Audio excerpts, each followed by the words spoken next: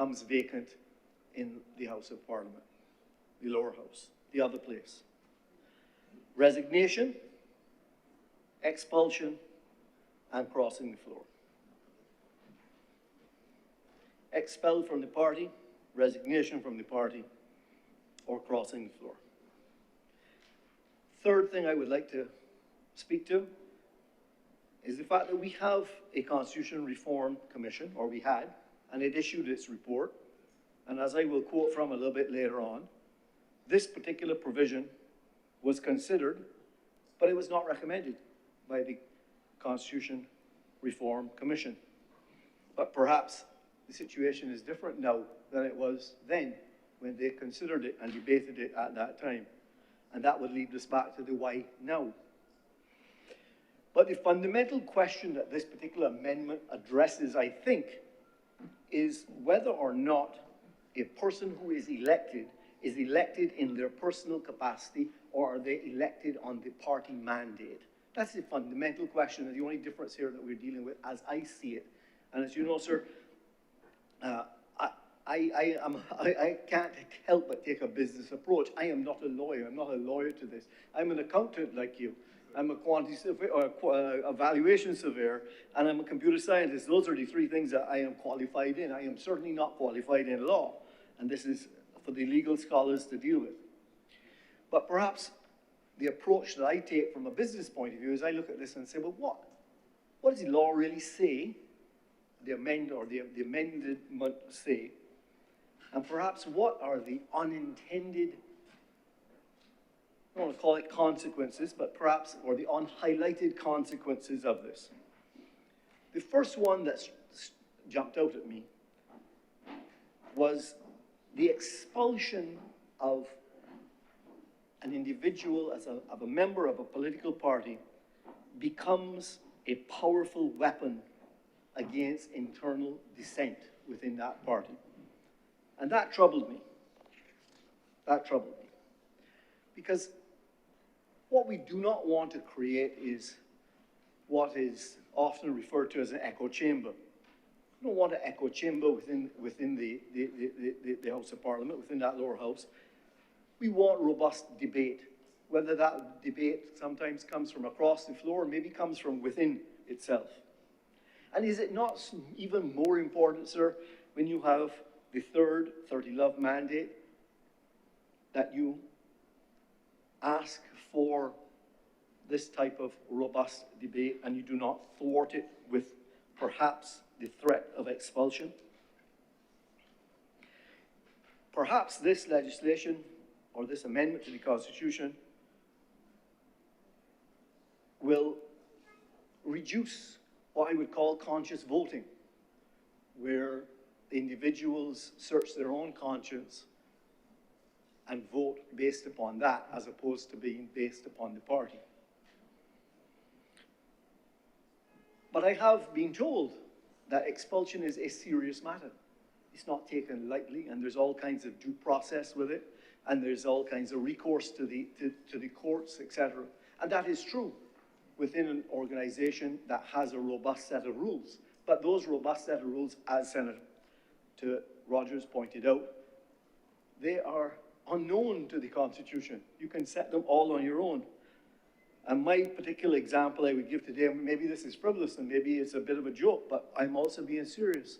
Perhaps, sir, within the Constitution of my party, whatever that party is that I belong to, perhaps one day we decide that wearing pink pantsuits on Fridays is grounds for expulsion. Yes. We could decide that, sir, yes, because that's what our party says. That's one of our rules. Yep. And if we have that as a rule, then you will be expelled. So we have to be careful, because expulsion from the party triggers the loss of the seat. And as Senator Rogers said, that is significant. Significant. And I'm not sure that our Constitution contemplated that. Now, if something like this did happen, whether it be for resignation, crossing the floor, or for expulsion, we have to recognize that these constituents who elected that person, they lose representation for perhaps an extended period. I've heard that the courts will deal with these matters expeditiously, and I understand that there's been evidence in the past of that actually happening, but there's no guarantee that it will happen. We could have built in to this amendment, given a specific amount of time in order to adjudicate. The 14 days, sir, is for you to go to the court. The court has no limitation as to how long before they rule. So that seat, immediately, you can't function in that seat, and until the court has ruled, you could have a situation where those constituents are without representation for a long time. In some other jurisdictions, they actually limit it, say the court must give a ruling within 60 days. Now, the third thing on this is the crossing of the floor. Now, I am not a politician, and I've said that over and over again, and that should be abundantly clear to everyone in here. I have no political affiliation at all. In fact, I think the political affiliation that I have is party in power. That's who I have to work with. That's how it works with the business community. Someone else chooses who is going to be in power, and then we work with whoever is in power. But crossing the floor, I heard in the other place the Prime Minister say this did not need to be explained. But maybe it doesn't need to be explained to some people. For me, I thought it would have been useful for it to be explained and be more laid out clearly what it was. Because if, in fact, it is so well understood, it would have been easy then to actually have articulated it within this same piece of legislation. And I'm worried that there could be arguments over what constitutes crossing the floor, because while it might be well understood, it certainly is not in writing anywhere. So I would not want to see a problem and any ambiguity around that. The other thing that worried me a little bit when I read this, and it has been explained to me, sir, that perhaps my fears are not well placed, was that the Speaker, who we have recently, within the last few months, made an independent person who is not a member of Parliament, elected member of Parliament. I'm a bit worried that we are putting the Speaker into a politically explosive situation, let's call it that. What I understand is that the declaration that is made by the leader of the House of the Parliamentary Business of the party of the candidate who was elected the member, I had to read that, sir, there's a lot, it's quite a mouthful. Once that declaration is made, the Speaker, following procedure,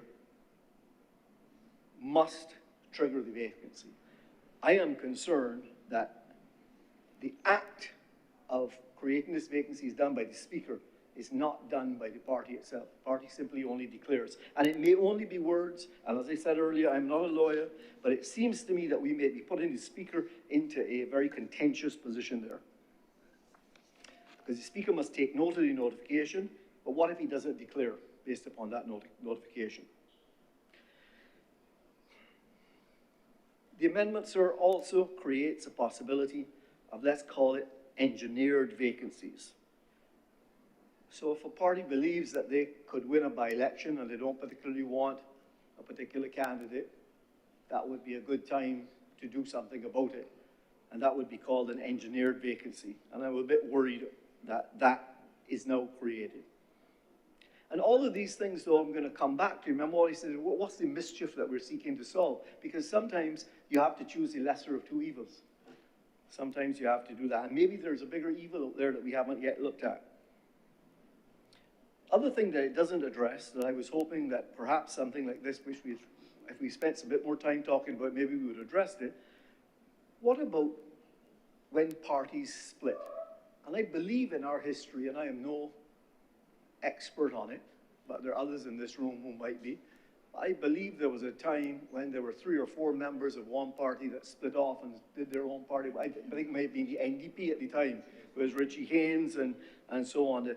So this doesn't deal with that at all, because if you have a split, which one is the real party? I don't know. I don't know how it would deal with if it's more than one person crossing the floor. If 3 or 4 split, what happens?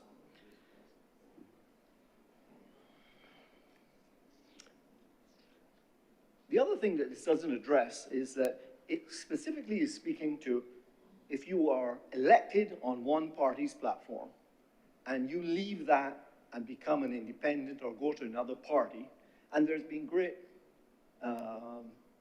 discussion, I think Senator Slocum explained that quite well as to good reasons why that should in fact trigger. You've done all of these different things, as has been explained to me. You put yourself forward as a candidate for that party. That party within the little constituency it had, it said, yes, we choose you. And then you who were chosen go up to the bigger executive committee party, say, yes, we would like you. And then they throw their weight behind you. And you get all the benefit of everything they're doing. And you sign their manifesto. And you go to the polls and you're elected. To simply say that you can cross the floor after that or change and say disassociate yourself with the manifesto that you have signed on to certainly is a significant event. And as I say, Senator Slocum did a much better job of explaining that than I could. But it might come to pass that in Barbados, someone is an independent is elected. What happens when an independent then joins a party? Is that a triggering event here? Because that hasn't been talked about. What if you're elected as an independent and then you say, I really like Senator Sinclair's Democratic Labour Party, Barbados Labour Party, and I would like to join them. Is that a triggering event? Because that's the same thing. You're changing political associations at that point in time, but it has not been. Well, no, he joins another party. So that treats to the independents. So there are a bunch of other things that could have been considered in this amendment that perhaps would have made it a bit more robust. So I come back to, and maybe before I go there, let me just also quote from, I believe, sir, the report of the Constitutional Reform Commission has been laid in here as an official document, so I think I would be within my rights to quote from it. And I would say that on page 27 and continuing on page 28 of that document, and I quote, it says, the Commission discussed but did not ultimately agree to recommended provisions for the recall of MPs or restrictions on them crossing the floor. In either case, the majority felt that the essence of representative democracy was the people elect their MPs at periodic general elections with a mandate to represent them, and thus MPs must have the ability during the parliamentary term to act as necessary in pursuit of that mandate. I note, sir, that members of that commission are also members here now. Senator Rogers is a member of that commission. Senator Redmond, also a member of that commission. So that's the opinion. I don't know if they were part of there wasn't a dissent in it. Apparently it was considered, but it was not agreed. I don't know what that means exactly. In the other place, of course, Member of Parliament Gregory Nichols was also a member of that. So, sir, my conclusions on this would be, come back to why now? Why now? And maybe before I address that, I will use this occasion to share with you, sir, and the Chamber, what would have been my top 10 things if I had had the opportunity to deal with it. And I was going to deal with those top 10 things urgently. And I sat in here with you, sir, at the first sitting of this Senate, and we heard for the first time, I don't know if it's still called a throne speech, but the President's speech. And it digressed from what it normally does, because I would normally hear words like, my government says, and it says, look, those are not things that we said. The President told us what he thought was his priorities. It was rather refreshing what his thoughts were. So I thought I would share with you, sir, what my priorities would be. And perhaps the first one is going to come as a surprise to all, and maybe get me in trouble, as I like to do, apparently. What I would tell you is, right now, in my opinion, the world order has changed, and we need to recognize that. And what one of our national heroes, I think, is that correct? Errol Barrett? The Honourable? Yeah, get all the things correct. You're right, excellent, thank you. He said, and I think I have this right, is that we were friends of all and satellites of none. Sir, the world order has changed, and my number one thing might be to look at that carefully and see, can we continue to exist with that as our motto? Or do we need to pick sides? And I think that we're seeing around the Caribbean, people are picking sides.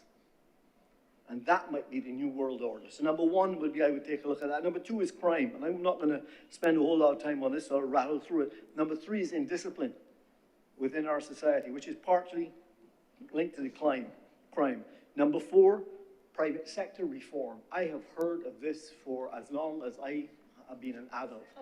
Public sector, thank you, public sector. Private too.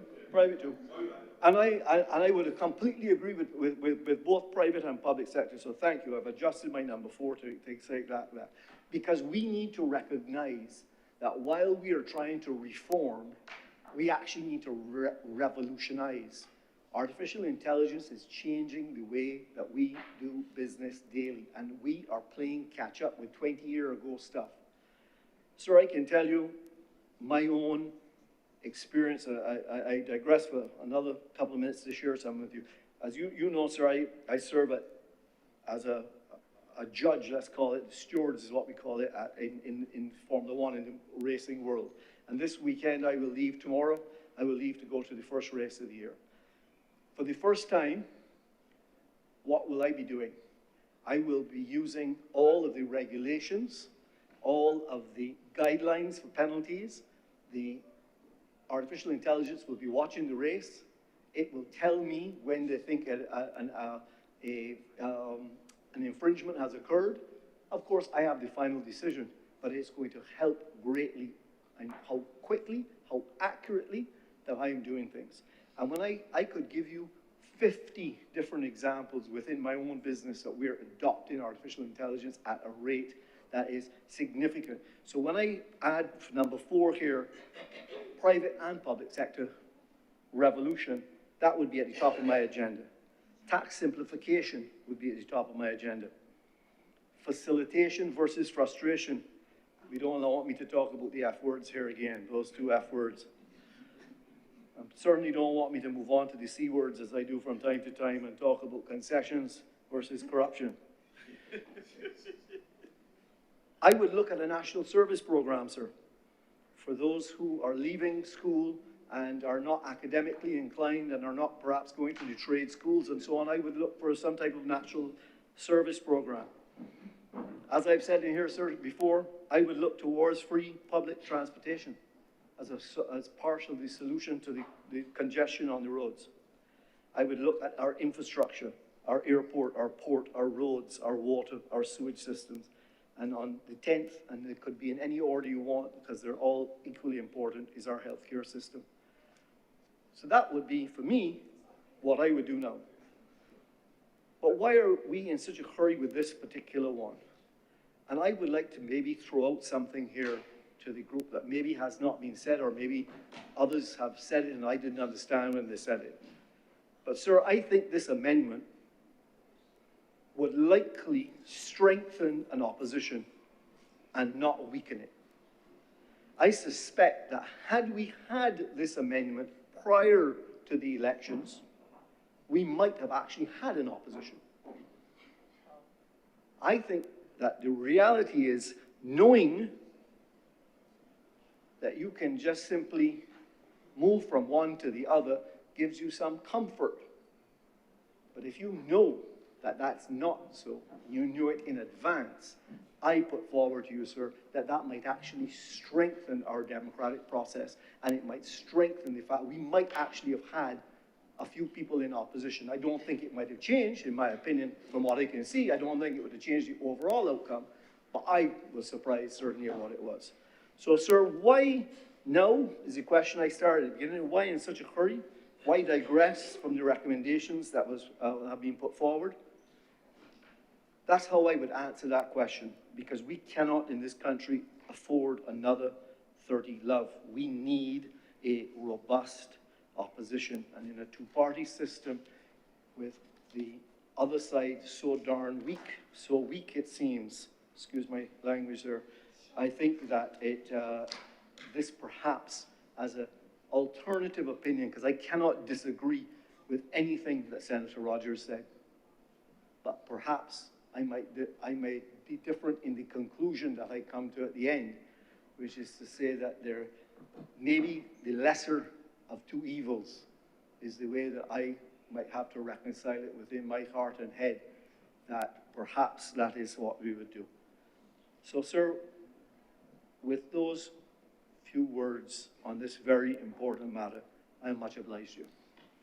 Thank you very much, Senator Maladu. Speakers, Senator Goodrich. Thank you, Mr. President. I wish to take this time to congratulate, first of all, myself for being a senator. And then I would like to congratulate all the other senators who are in the House today. Mr. President, I came to begin my presentation with a quote. I don't have it here documented, but I have it in my memory. And that quote is by Shakespeare. And that quote states, "There's nothing good or bad, but it's the thinking that makes it so." So the basis of that submission is to state that your perception will shape your reality. But of course, when we are dealing with the Constitution Amendment Bill of 2026, we have to carefully scrutinize it. And we are not just dealing with perception. This is a reality today, sir. And it has caused a lot of national debate in the country because, of course, the Constitution is the framework of the land. And if we are going to amend it, we have to ensure, sir, Mr. President, that democracy is upheld and that the fundamental rights and the freedoms of the people of Barbados that they have enjoyed for so long will not be taken from them or infringed. So as I reflect with that quote, I remind every senator and every citizen of this country that legislation must be properly scrutinized and it should be proportional and well justified when it is to be implemented, sir.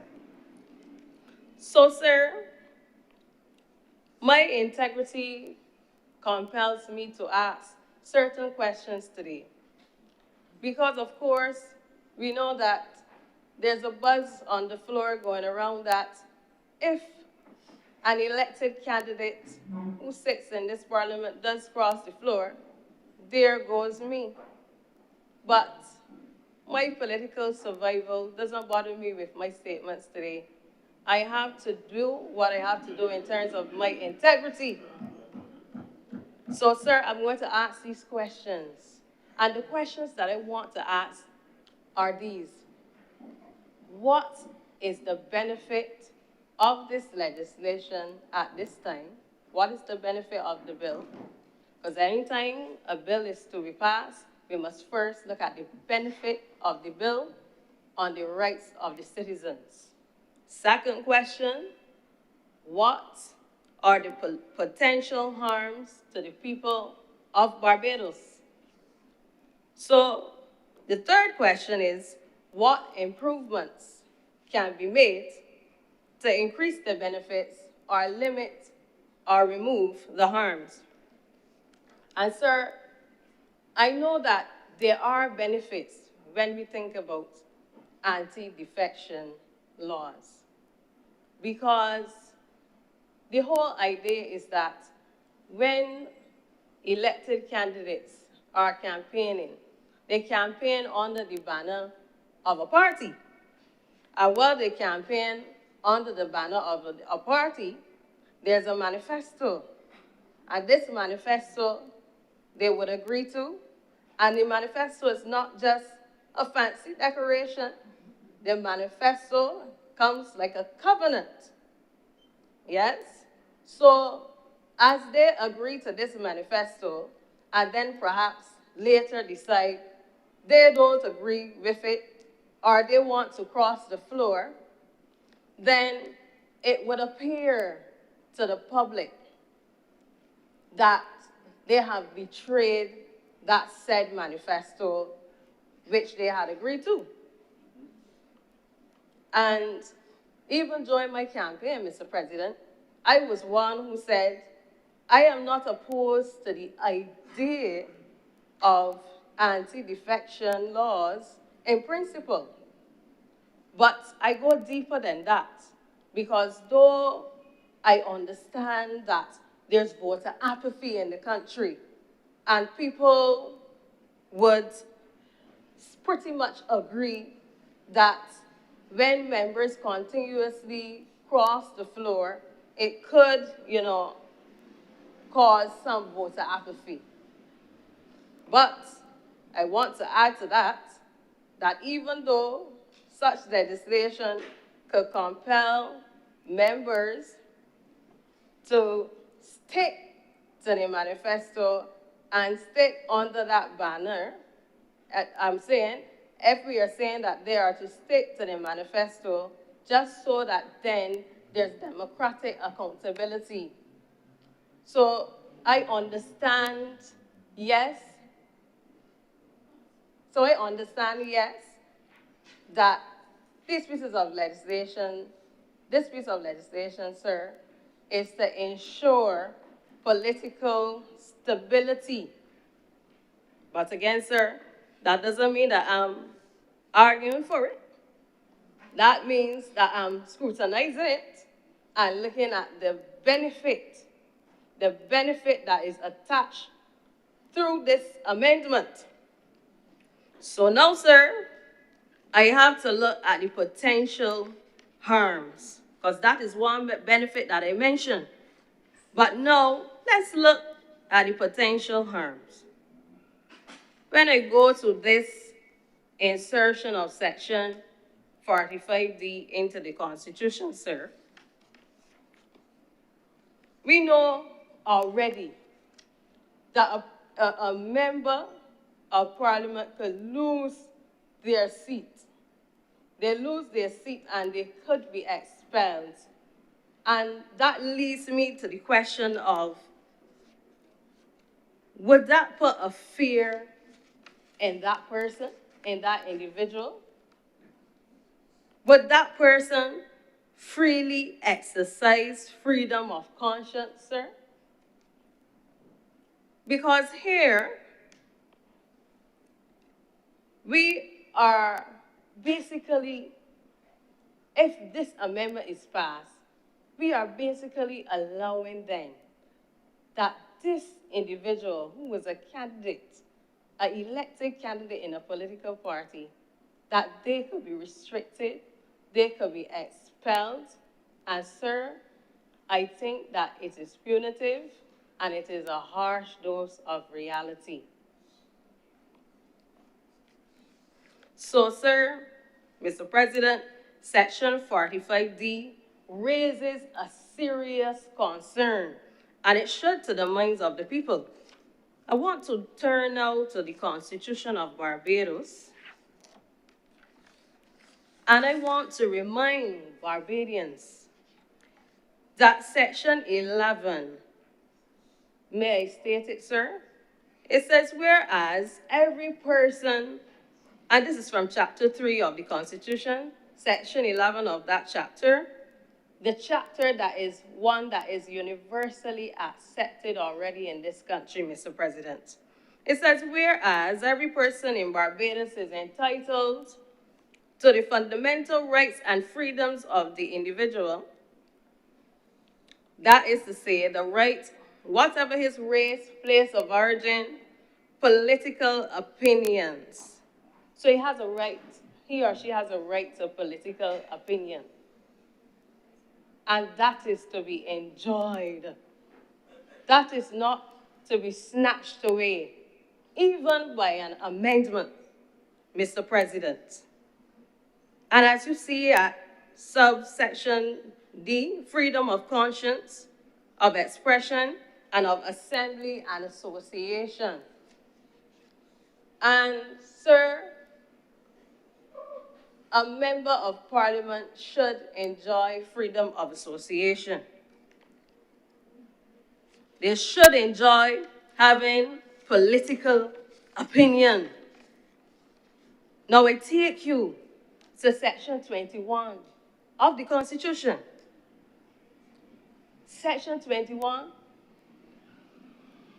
reads as follows: except with his own consent, no person shall be hindered in the enjoyment of his freedom of assembly and association, that is to say, his right to assemble freely and associate with other persons, and in particular, to form or belong to political parties, or to form or belong to trade unions or other associations for the protection of his interests. Mr. President, this means that this is a right in the Constitution, which is the guiding light, the guiding principle for society. And if there is an amendment that will pass in this honorable House, sir, we definitely have to ensure that this right that citizens have enjoyed for years, thousands of years, is not affected.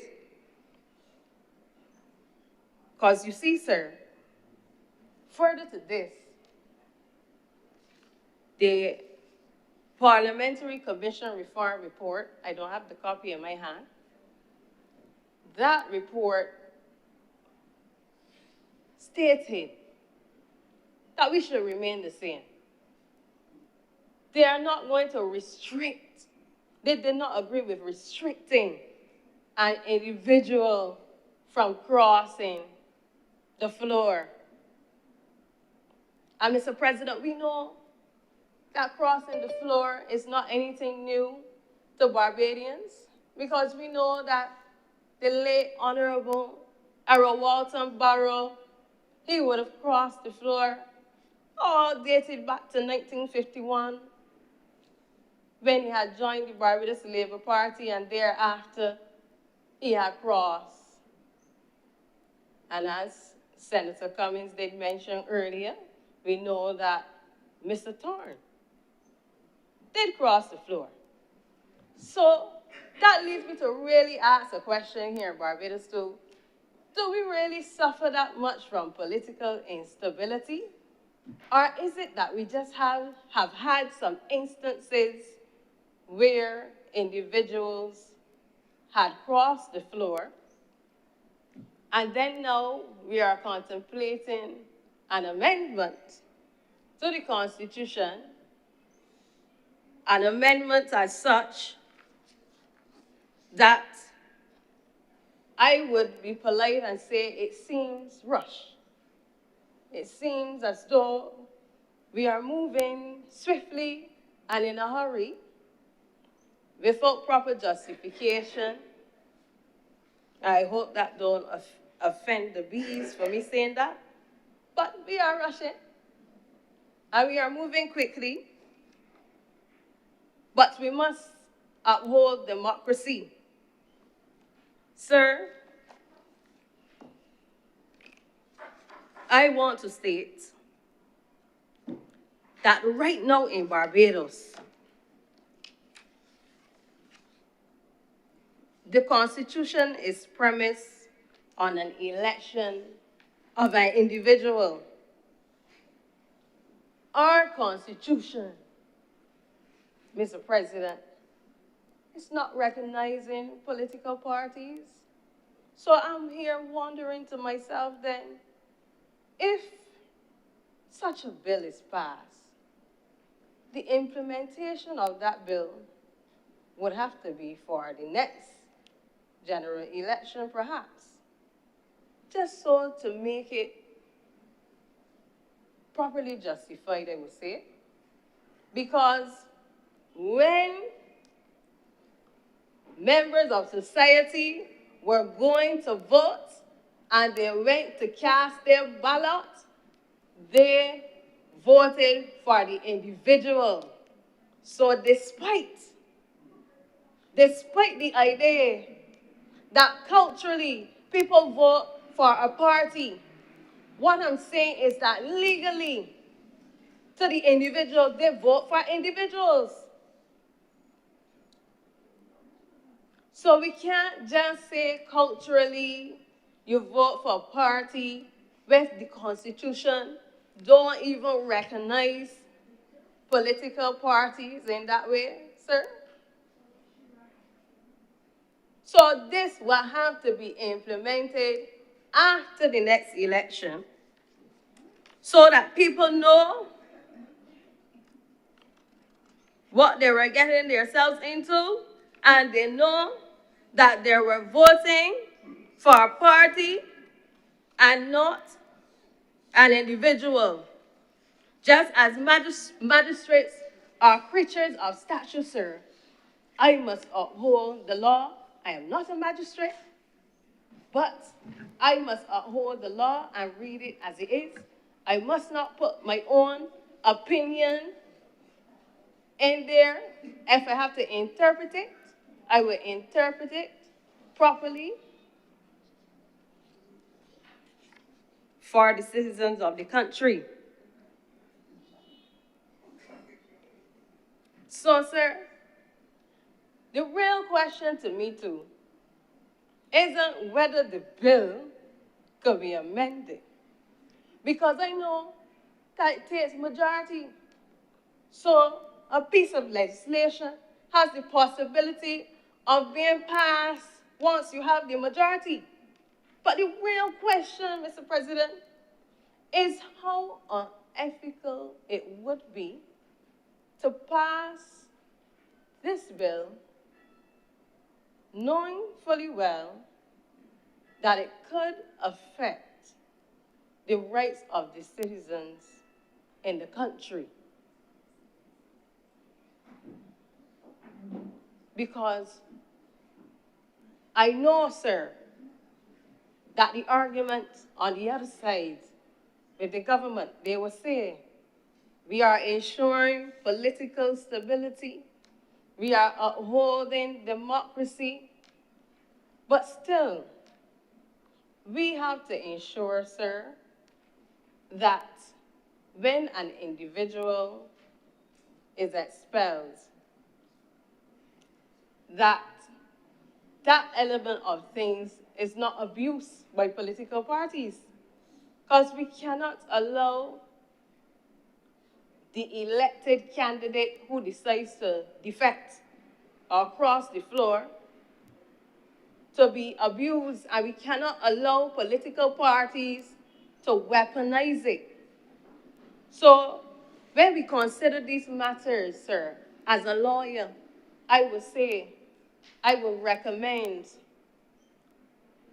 that there should be certain amendments made and room for reform so that perhaps the legislation will not be vague in any way, will not be conflicting or ambiguous in any form or fashion, sir.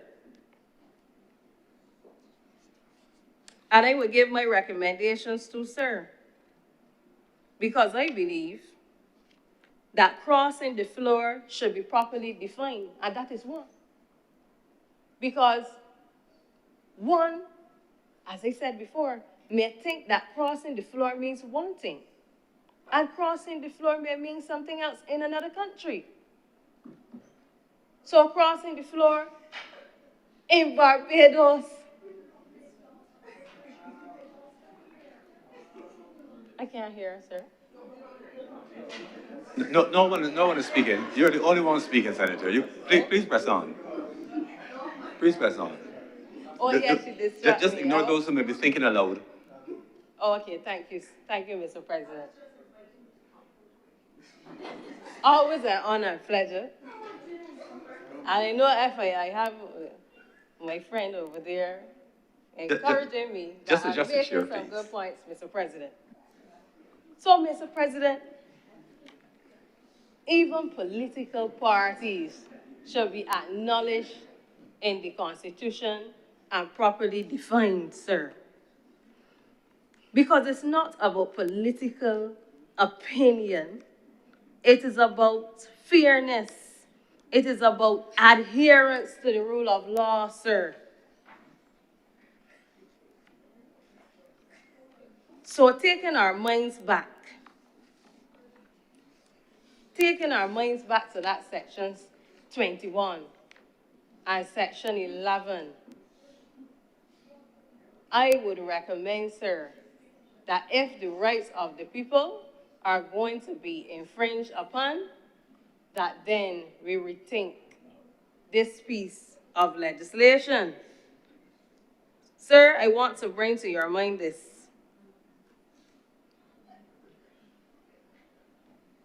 If perhaps then we have a party that forms a coalition, who then will be the leader? Those are things that I find were not maximized or mentioned. Well, actually, it was not even mentioned in this bill. What I noted too that I don't want to forget, sir, even the typographical errors that I have seen, 2 full stops, sir, in that section. Even, sir, the fact that the word the should be that. All of that will make me think as though it is rushed. And not only that, I know that with typographical errors, sir, of course, once the legislative intention is clear, then we can move on from that, sir. But I put it in my submission either way. Further, when we are contemplating members crossing the floor, sir, we have to also recognize that when it comes to freedom of association, there's a condition there. So if you cross the floor, for sure, we know that there would be a by-election. That's the hope. But that means, sir, that we are only contemplating that probably one person would cross the floor? Wouldn't it be strenuous if 4 or 5 persons cross the floor? Are we insinuating that we will have at least 5 by-elections? Wouldn't that be strenuous on our people? I leave that there, sir. So, sir,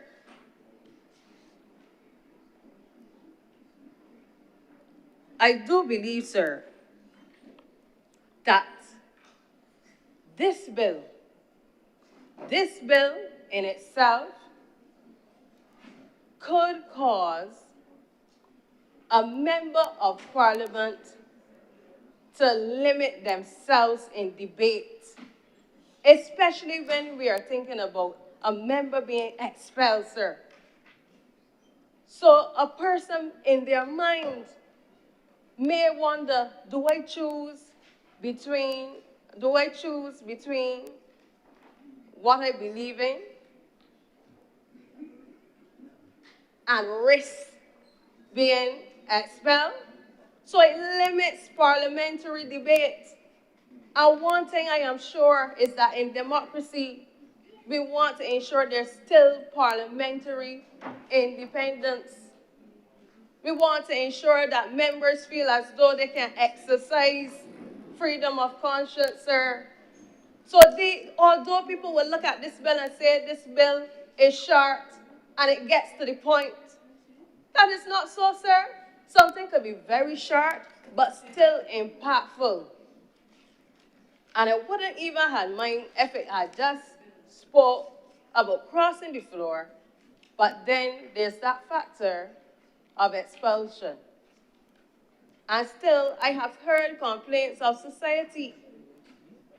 And the citizens wonder too, if the 14-day period for a member of parliament who have been affected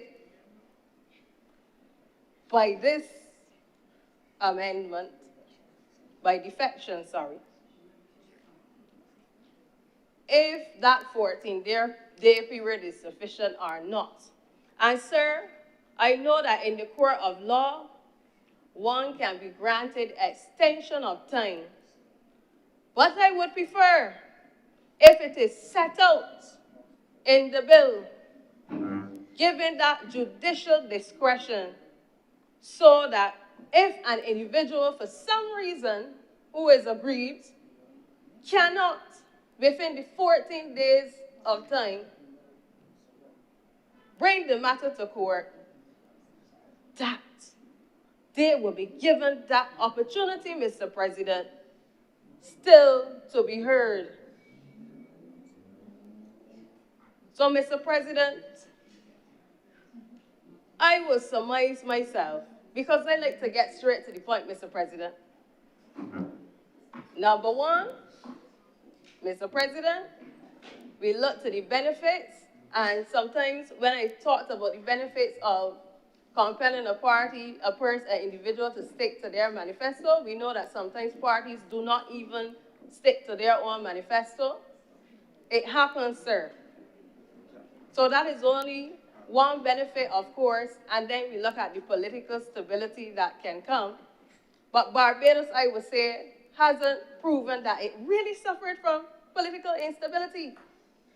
And then one of the harms, sir, I reiterate, that members who get expelled, there's the possibility for them to be weaponized by the political parties, or God forbid the leader, and there's still that possibility because the legislation doesn't tell you how they can be protected from that. It doesn't state, Mr. President. And if we are to consider passing a piece of legislation as such, knowing full well that it has its consequences to affect the fundamental rights and freedoms that have been enjoyed for so long by Barbadians, then we must make the necessary amendments and make sure that the provisions will state what are the protections for those individuals who were affected by resigning, by being expelled, or by crossing the floor. Because, sir, we want to ensure that these members still have freedom of conscience. These members don't just go along saying yes to everything in Parliament because they feel as though dissent is limited and they cannot oppose. We still have to protect them because I know, sir, that some will vote yes. But we have to think outside of that box, that even if some vote yes, there have people like myself who will want to be an elected individual or candidate at some point of time to serve. And it means that I can be affected or another citizen in the country can be affected if we choose to cross the floor or to resign, or if we are expelled, have to vacate the seat. All of those years some people had with experience, just like Honorable, the late Errol Walton Barrow. And then, there you go, you lose your seat. Sir, I will urge this Honorable House to consider my submission seriously in light of Section 11 of the Constitution and in light of Section 21. I don't think that I have to go very much further because there are so many things that we can pick at, but we must pull at the things that threaten democracy in the country. We must look at what can threaten our democracy, and that is where we should start. And that is where we should make our decisions, upholding public interests and wondering to ourselves if the benefits really outweigh the harms, or the harms, sir, outweigh the benefits. And that is my submission, Mr. President. Thank you very much, Senator Goodrich. Speakers? If there are no speakers, let's wrap up. Senators, the Honorable Christopher Sinclair. Thank you very much, Mr. President. Let me save you the duty of having to wrap up right now. And I hope I don't delay too long. In fact, I don't intend to really. First of all, Mr. President, let me express on my own personal behalf my personal thanks to the Honorable Prime Minister for affording me the opportunity to be here in this part of the Parliament building. As a youngster in politics, and I've been around a little while, I actually came into this building the first time in 1991. Well, let me put it this way. I came into the building as an employee, as the then personal assistant to the late, Erskine Sandiford, then Prime Minister, late Sir Lloyd Erskine Sandiford in 1991. But I visited Parliament a lot of times before 1991. So I shouldn't say it's the first time I came in. The first time I came in as an employee or a functionary. And so I've been around for quite a bit of time. And as a youngster coming up and having aspirations in politics, it was always my intention when I come up the steps of Parliament to turn left and never really to turn right. Indeed, to turn left happened in 2008, when I was elected as Member of Parliament for the other place, representing the constituency of St. Michael Northwest, as MP. On this occasion, I came up the steps and almost turned left. But I had to be reminded that it is now my state to turn right. And as I told the Clerk of Parliament, I pushed every door because I couldn't remember which one was the door to get into the Senate. But I eventually found my way here, and I'm happy to be here. I think it's a different type of experience for me, of course, not the one that I imagined I would have been for some period of time, longer than I was, but I am grateful for the opportunity as given by the Prime Minister to serve in the Senate, and of course, by virtue of this, to be a member of the Cabinet and to serve as the Senior Minister of Foreign Affairs and Foreign Trade. Having been around for a bit of time, you come to not be surprised by anything not to be too surprised by anything in politics. They always say a day in politics is a very long time. Things change, people change, circumstances change. And we understand that. That's how the nature of life is. It is not intended to be a juggernaut, to stay constant ever. There are seasons. And changes happen, and people change as well. In my previous incarnation in here, in this chamber, in the House, in the Parliament, I served as a member under the banner of the Democratic Labour Party. I lost my seat in 2018, as you know, and I went on to do other things. Fortunately, I was able to do other things other than politics. And I know how difficult a life it is when you're in politics without a specific profession, like a lawyer or a doctor or even a priest, and have to go out into opposition. I did that twice, in 1994 and again in 2018. It is not an easy existence. But fortunately for me, I was able, through certain skills and knowledge sets, which I have, to be able to function outside of politics and to be able to come back in on this occasion as well. And so I kind of understand, or have an appreciation, let me say, for why we would have a matter of this nature before us. You know, we use the term, and I heard people calling for it to be defined, crossing the floor.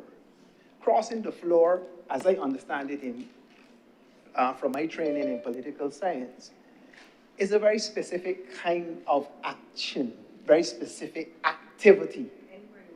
Not just here, but all over the world where parliaments are convened or houses of legislature are convened. And it is much different from changing organizations or changing parties. And I will speak about parties because I think, as a person who has been a member of parties, I really feel I should make a point later on that. But it is distinct from changing parties. I heard my esteemed colleague, Senator Goodrich, speaking about Errol Barrow. Errol Barrow did not cross the floor. Errol Walton Barrow left the Barbados Labour Party and started a political party. So he didn't cross the floor. Chris Sinclair didn't cross the floor either, by the way. I didn't cross the floor because I was not on any floor to cross. The public saw to that. I was not on any floor. I changed political allegiances, and with good cause, which I will not go into right now. But Well, you will. at the appropriate time, but not today. I didn't cross the floor either. So there's a difference. Crossing the floor in the context in which we operate in this Westminster, derivative of the Westminster liberal democratic system, Westminster Whitehall system that we have here in Barbados, is so designated that you are elected under a particular party banner as a member of the parliament, that is the elected legislature, and you, for whatever reasons, good, bad, or indifferent, for your own personal choice, choose to switch allegiances and go to another side.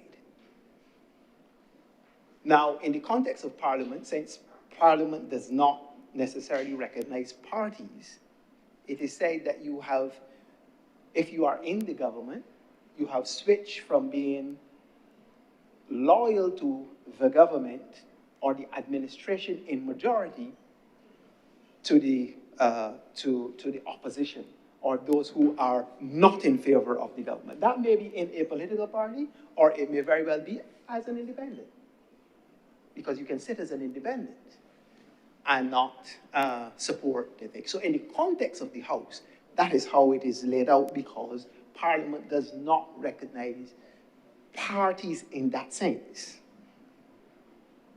And we know of examples of that. For example, Senator Thompson and Senator Farley, who've been around just as long as I have been or longer, will tell you, for example, between, I think it was 1982 and 1986, the late Don Blackman did not cross the floor, did not switch political allegiances, but sat very quietly on the opposition benches when it was the best kept secret in Barbados that he was not in favor of the party in which he was associated. Now, Don Blackman, Dr. Blackman was of, superior political vintage. And so I think he understood the historical significance of, and he spent a lot of time in the United States as well, so he understood the historical and philosophical importance of not so rattling the cage as to crossing the floor in the middle of an elected term of office when you run under the banner of a political party. So even though it was common knowledge that he was not necessarily in support of what the administration was doing, he neither said by voice, in rancor, or in desperation, or rhetoric, yes, better use of word, that he would, break up the thing and cross the floor and join Barrow and the Dems. But people might have known that he was having tea with Barrow at some point in time. When the elections were called and the parliament was dissolved, he declared his hand. And you can really look at that and say, that is an example. That is an example of how political separation for elected members could be. Now, people have different ways of doing different things because, we are all different people. The only place you have in your unanimity is, the Honorable Senator Rogers would tell you, is in a cemetery or a morgue. Being different people, you do different things differently. But that, I think, was a stunning example of how the practice, the idealism, the practice of Westminster liberal democratic politics can take place in a manner in which you respect the traditions of that system. We complain in Barbados about young people having no respect for elderly, having no respect for convention, having no respect for this, having no respect for that. But yet we kind of essay to move away when it comes to adults, professionals, acting in certain ways. Because we like to condemn on the one hand, but justify on the other. Yeah? Very dangerous thing to do in this kind of, precisely in this kind of environment, right? When a person presents themselves to a political party, I believe both parties do it now. It wasn't done as much perhaps in the past, but they now do it. We do interviews. We do screenings. Some have psychoanalysis, and a very good thing too. Because you can butt up on some fairly strange people who present themselves to be elected as candidates, as representatives. So parties go through a certain rigor. And you know why I'm saying parties? I'm saying this for my friend Kenny Rogers, because he gave a presentation that put me on pause.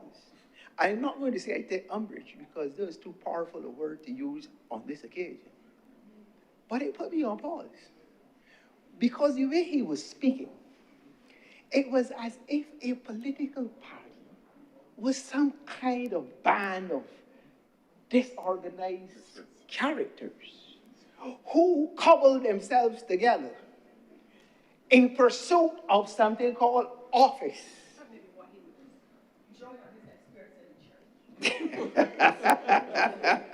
I'm not going to say that. But you get the point that I'm making. Political parties, I don't know anywhere else in the world, but I know in the Caribbean, political parties are seminal institutions that have contributed to the development of our societies in ways unimaginable from the 1930s and onwards. We know the representations and to the Moyne Commission and all the other commissions thereafter about what was absent in Barbados following the riots of 1937 and the emergence of a workers' movement and trade unions. And out of trade unions came political parties. Well, out of political parties came trade unions. And I can tell you that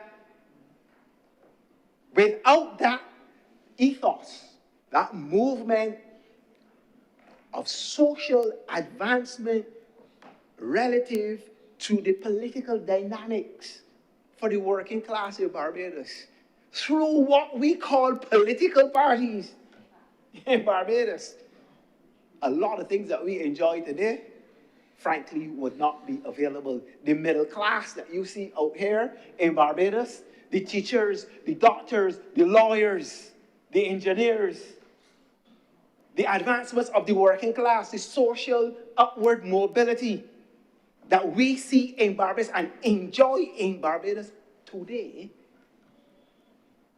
are largely because of the existence of political parties. So political parties, not some cobbled together group of people who believe that they can change the world for whatever reason, that they can just be existing. And this kind of flippance, I didn't say that you were flippant, but this kind of flippance that I hear in Barbados, that you hear around the place about political parties, they're not perfect, they're not ideal, they're flawed, but they're flawed like many other institutions like the private sector. But you know the private sector don't ever admit that they're flawed.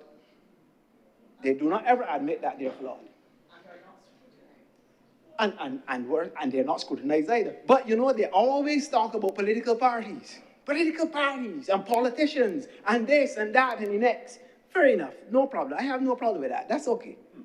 But I'll tell you that I know that if the private sector contributed, and they have contributed mightily to the development of Barbados, and will continue to do so, hopefully, working in conjunction, as Senator Molyneux so sneakily said, I am for the party in power because somebody elected them and I have to work with them. Well, Senator Sinclair, in the context of what you're saying, to suggest, first of all, this is a public space, so you can't sneak and say anything. I thought that he trumpeted what he was saying. And I want you to withdraw this. Well, I will withdraw that word. As Senator Molyneux said. Cheekily. Well, in passing, let me put it this way. Let me say it. Let me say it. Nonchalantly say, use better parliamentary language. She just said it. But I'll make the point. All the same. Huh? Yes, of course. And there's nothing wrong with that. But the point that I am making is just as that is true. I'm not criticizing you, but the Senator, don't get all worked up. I'm not criticizing you for it. I am saying just as you say that you work with the party in power, the party in power has to work with the private sector too. So there's no profundity of the statement, and I don't take offense to it. That's the point I was making. I wasn't criticizing you in that particular regard. Precisely. Huh? So the fact of the matter is that, and I want to make this point, really, I wanted to emphasize that point. We cannot just dismiss political parties. It's not a flick down the leg side or an edge in the slits. They are long-standing national institutions. And some people seem to believe that you can pick up a document called a constitution, and because the constitution does not recognize political parties, you are going to advance an argument that political parties don't matter, or that they don't matter sufficiently. That is false. I don't want to call it nonsense, because that is to reflect negatively on people, and I'm not in that kind of space anymore. But it is not true. Political parties are in the system. And you know one thing, I'm not a lawyer either, but one thing I know about law is that law cannot be so written to express every single intent and view as intended or as come to your head. Some things have to go by interpretation.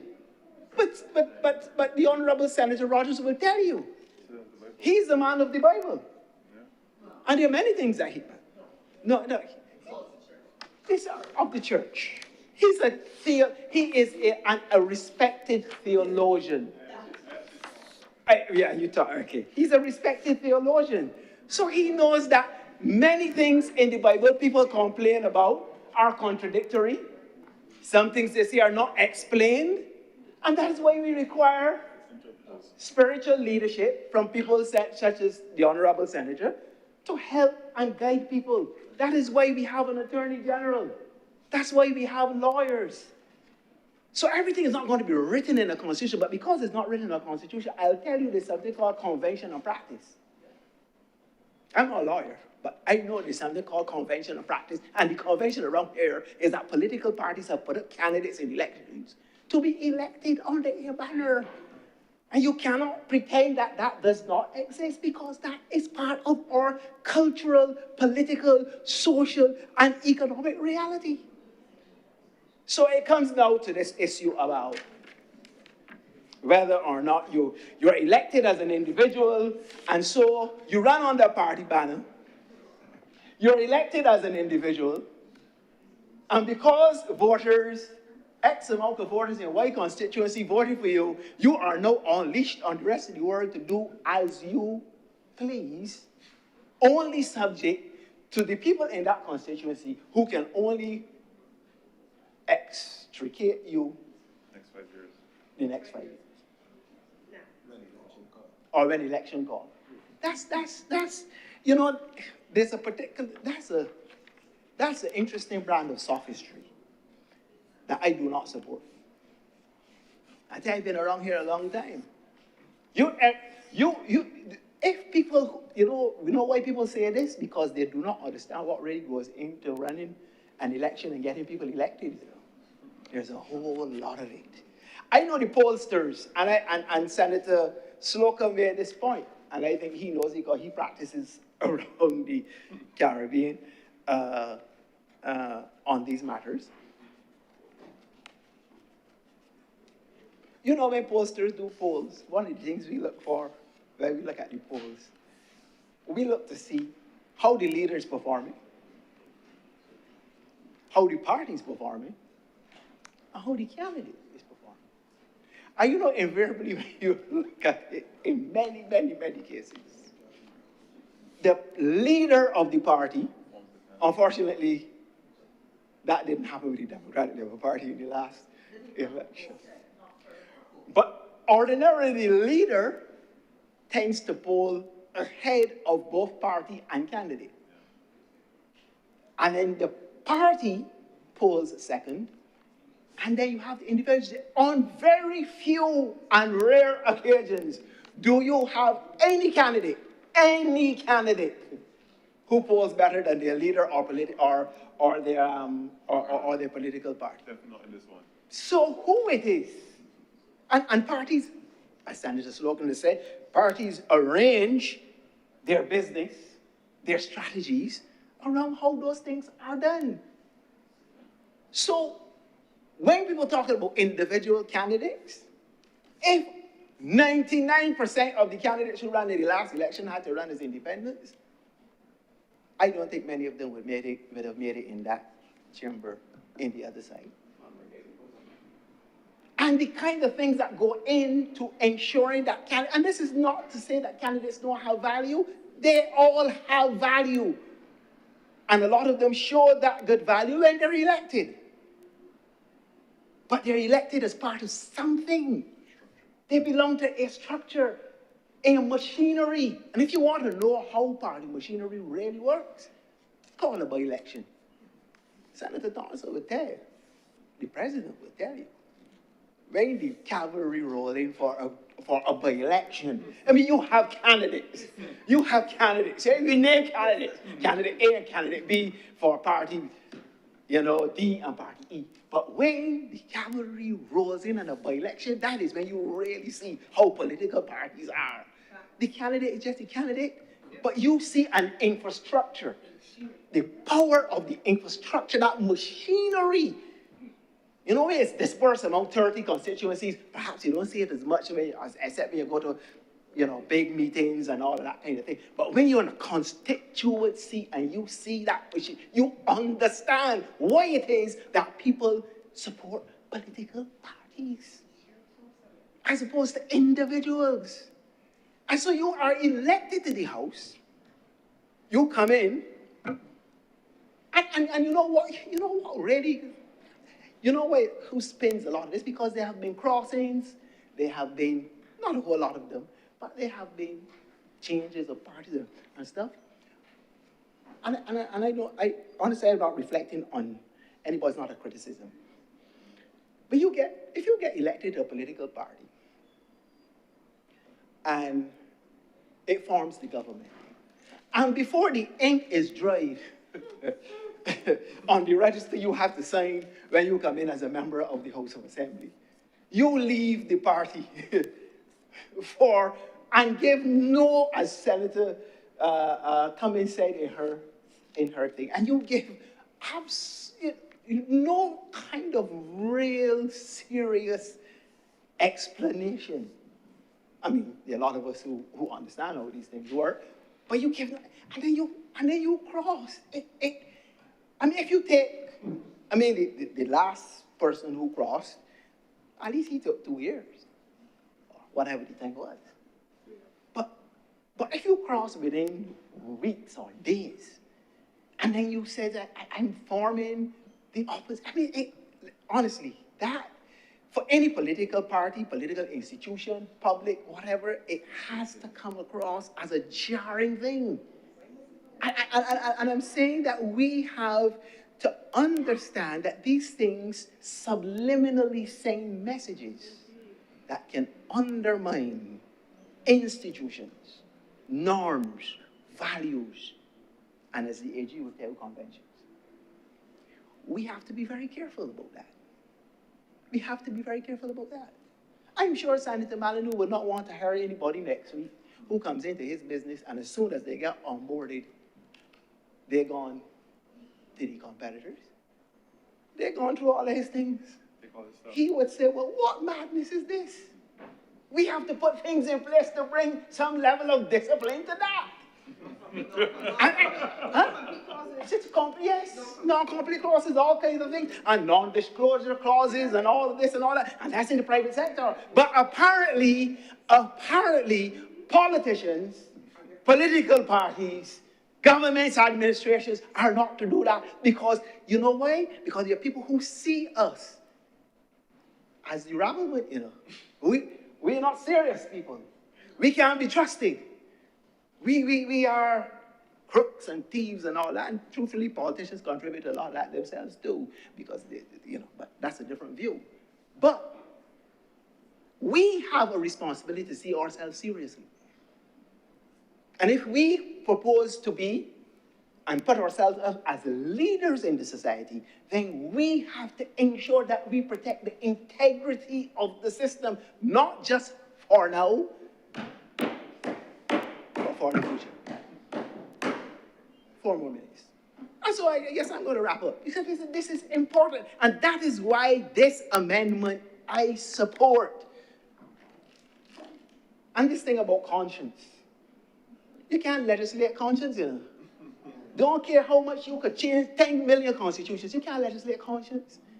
If I plan to come in here and say something, because my conscience tells me to say, I am going to say it. But if I feel that that collides with the philosophical position of the government, then I have a duty to separate myself from that government. I really do feel I have that responsibility. And I also have the responsibility to know under this amendment, but I'm not in the House, but I also have a responsibility to know that I was elected under the banner of a party who invested in me, who went out with me and become my colleagues. And therefore, I have a responsibility to them to go back, if I so want, to the polls and say, these are the reasons why I don't want to be associated with this lot anymore, and I am presenting myself as X, Y, or Z. Yeah? That's the whole thing. I've seen all these things. Senator Walters made a document in the House of the Bar Association, and I welcome the comments of the Bar Association. I didn't quite understand this thing about truncating debate. I don't know where that came from. I thought they should have taken advice before they wrote that. But that's just me, I'm not a lawyer. So I want to close, you know, by saying that I support the amendment. I do not think it prevents anybody from representing their views. In fact, if we really look at it, one of our members in the lower house has expressed her views. And I don't think anybody's rushing to Robert Street to expel her. We welcome, I speak quickly. Because and confidently too. There's nobody rushing to think. You do the same thing you just described. It's precisely, because the same sin is, that is it. I don't want to accuse it. But this is the point that I am making. This is not, no. We have always had a convention. I tell you, a lot of this Westminster derivative politics is built on conventions. A lot of it is not legislated. It is built on convention. And we also have the convention of removing the whip. When people on matters of conscience, if you want to do, say, the death penalty, we remove the whip. And we allow people to express their view without having the party whip on them. That has been part of the convention of Westminster politics, Westminster, and the derivatives which we have. So therefore, I don't know about this conscious thing. But I would close by saying, because I think my time is up, and I say this to Senator Rogers, because he too made a little comment that I found quite interesting. He said he heard about the lost decade. He's now seeing members of the lost in his cabinet and in the Senate. And I encourage him to believe every word of the book of Luke, the Gospel of Luke, and the Acts of the Apostles. Because Saul was persecuting the Christians. He preaches that every week. Because I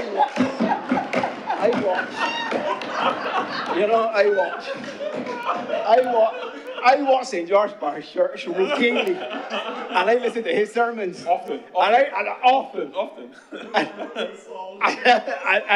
And so Saul was persecuting the Christians, and he had a road to Damascus experience, and he became Paul, and practically wrote half the New Testament. And so if I have found myself, if I found myself in the Christians, of Robert Street, in similar circumstances, yes, but that is true too. But that is true too. And so I said to my good friend, don't worry about me. As you said, let not your hearts be troubled. Believe in God. Believe also in me. I am obliged to you, Mr. Frank. Thank you very much, Senator Sinclair. We will now go online to take Senator Ryan Ford.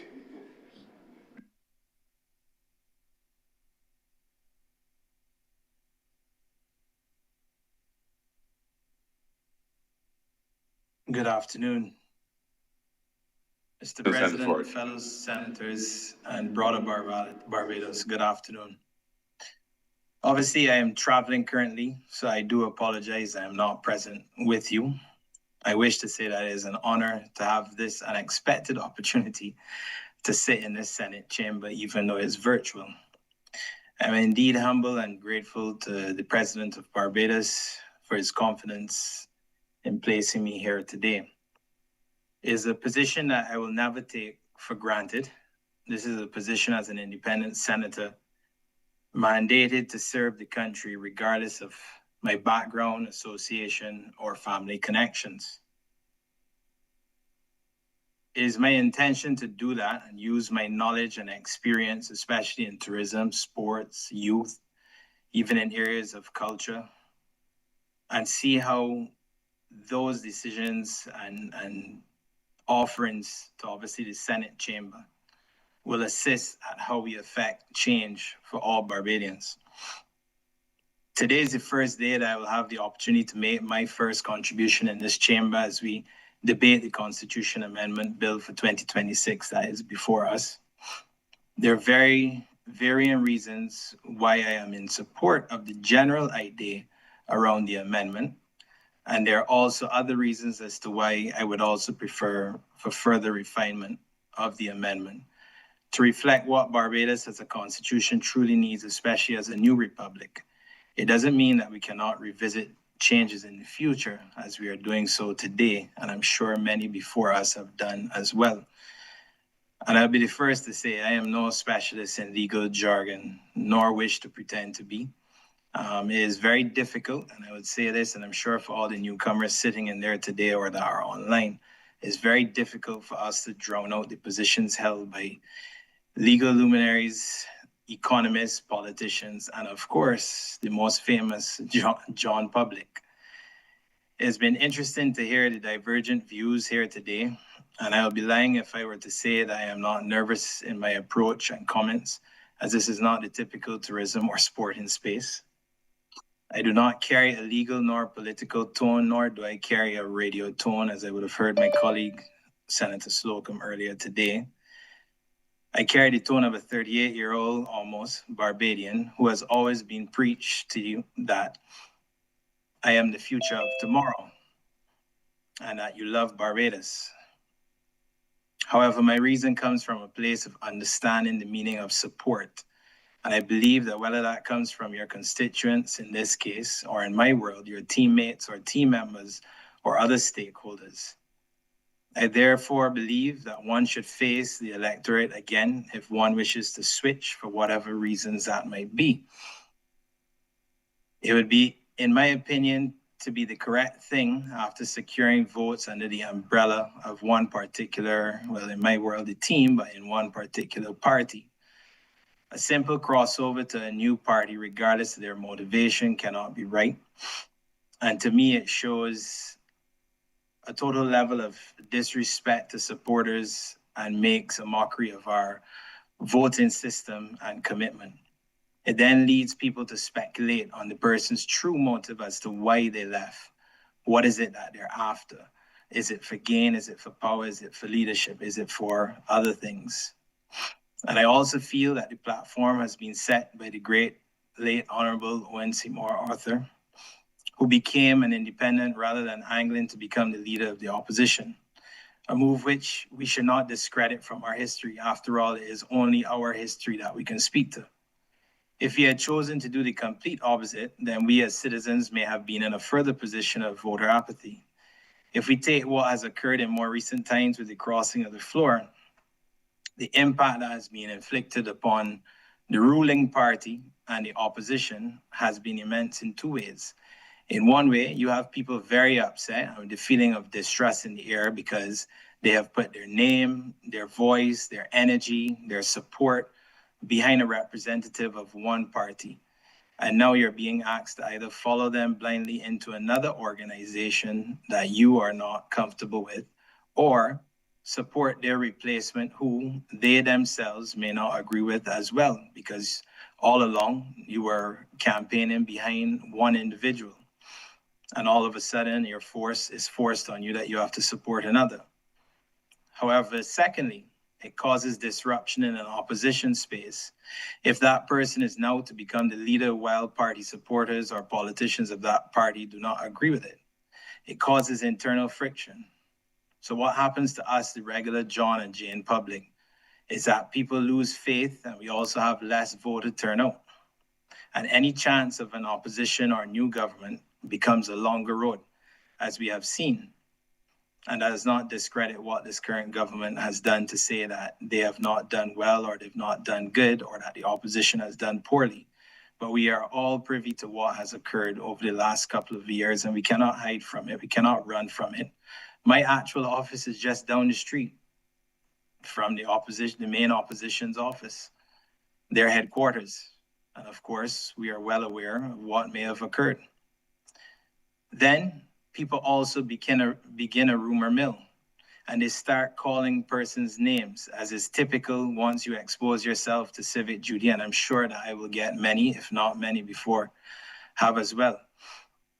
Opposition leaders are called names. They're called all sorts of acronyms, as we have seen in the last campaign, and something that my generation does not care anything for at all. You have two skin teeth and a laugh, and you move on.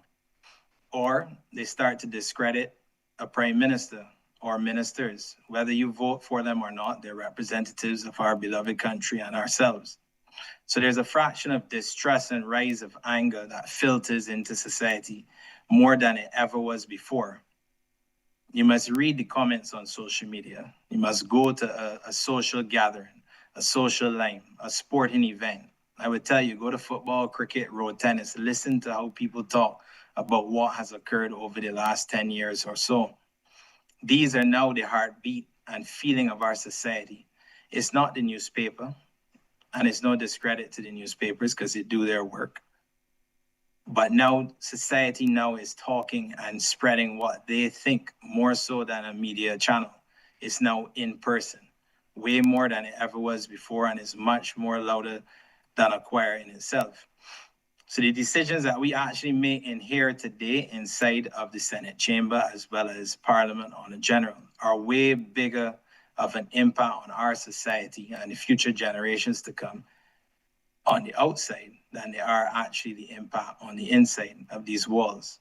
And again, as I said, I am not a legal nor political guru. 2 weeks ago, I was just like many of you outside who are listening and following. I was enjoying all of the political arguments, regardless of sides, whether it's in person or online, or if I go to football or water polo, and you have friends there talking and you want to get into the conversation, or it's over WhatsApp or social media. You're reading the manifestos, you're trying to understand arguments. You don't support everything of one party and you don't argue against everything from one party. But you look at where we are as a country and you tell yourself what it is that you want and need for Barbados. Because when all of these arguments are done, as most of the public has always said, we're all friends outside of the wall, but friendship does not stop what the impact that comes from what is decided inside the wall can occur. And now I am in a place that demands my civic duty and exposes me even further. So I expect there will be individuals in the public forum who do not share my views, but that is what a democratic society permits.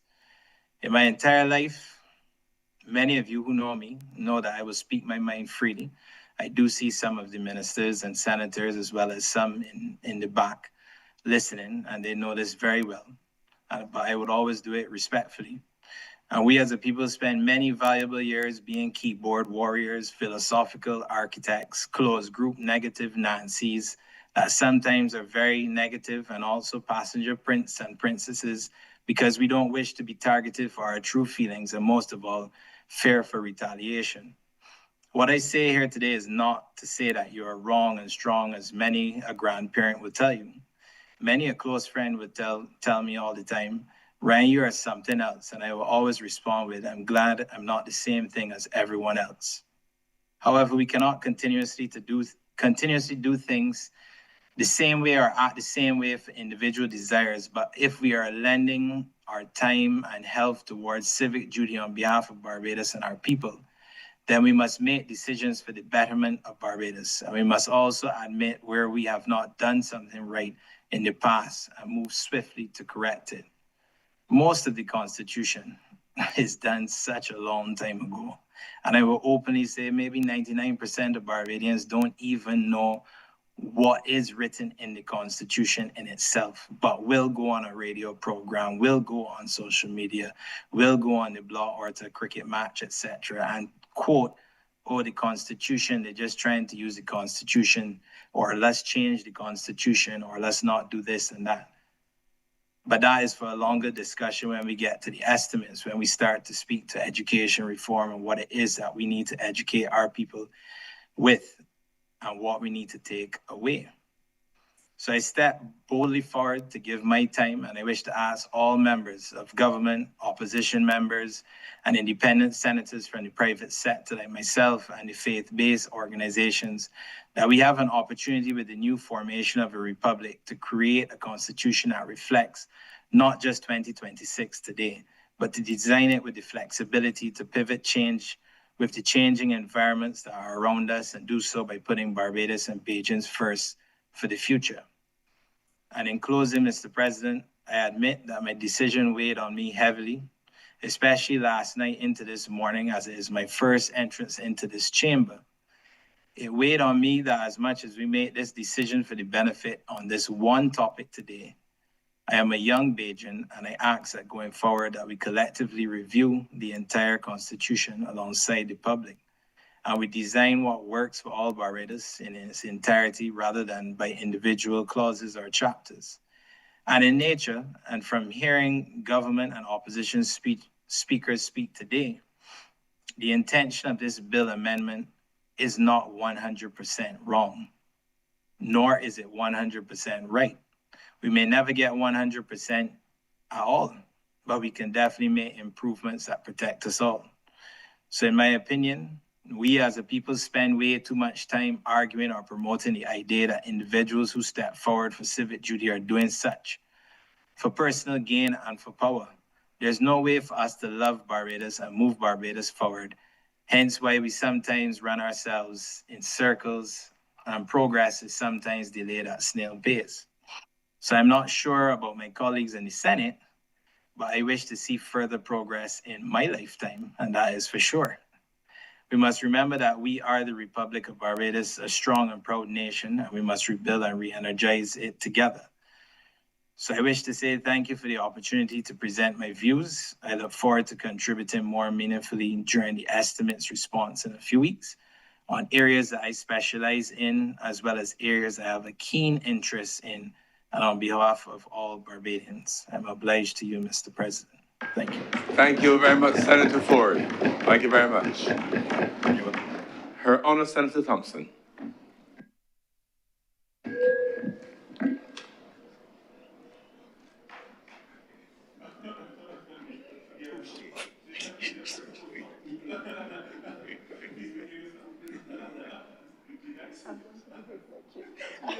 Mr. President, sir, I am grateful to honorable members for having re-elected me, and particularly pleased to be so close to God. To God's representative, sir, I'm very much hoping that we will be able to pray for each other.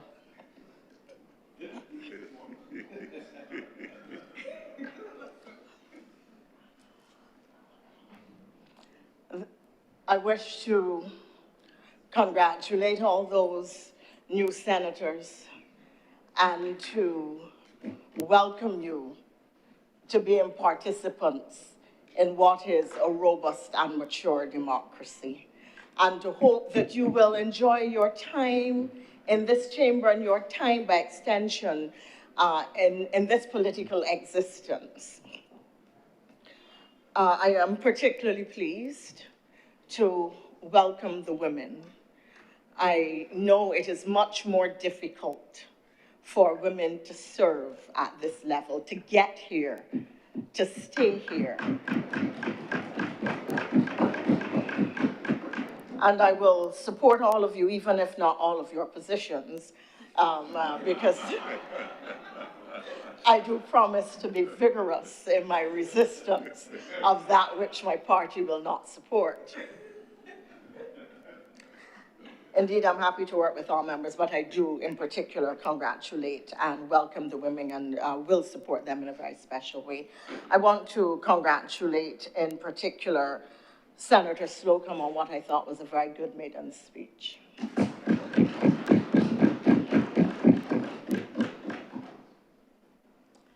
This is an interesting way to start a new term, with a constitutional debate, with a debate that has, or an issue that has excited attention in the heights and the terraces and the gaps and the alleys and the lanes and the lines, by the rum shops and the kiosks and vending places and the bus stand and across our nation in people's drawing rooms and in high places and low places. It is really a question of what does our democracy represent?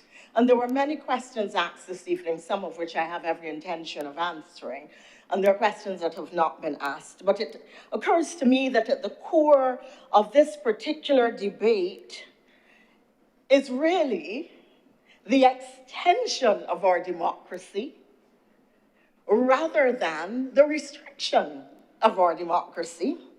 And that the measure before the chamber actually enhances the rights of electors Because in all of this debate about political parties, people have not focused on what it is a member of the electorate expects when they walk into a polling station and puts their X by your name. Now, much has been made of the fact that political parties do not appear on ballot papers in Barbados. And that has to do with the simple fact that the level of literacy in Barbados is so high that there is no need for a political party symbol, because the vast majority of people walking into the polling booth can read and know who they are voting for and which party they are voting for.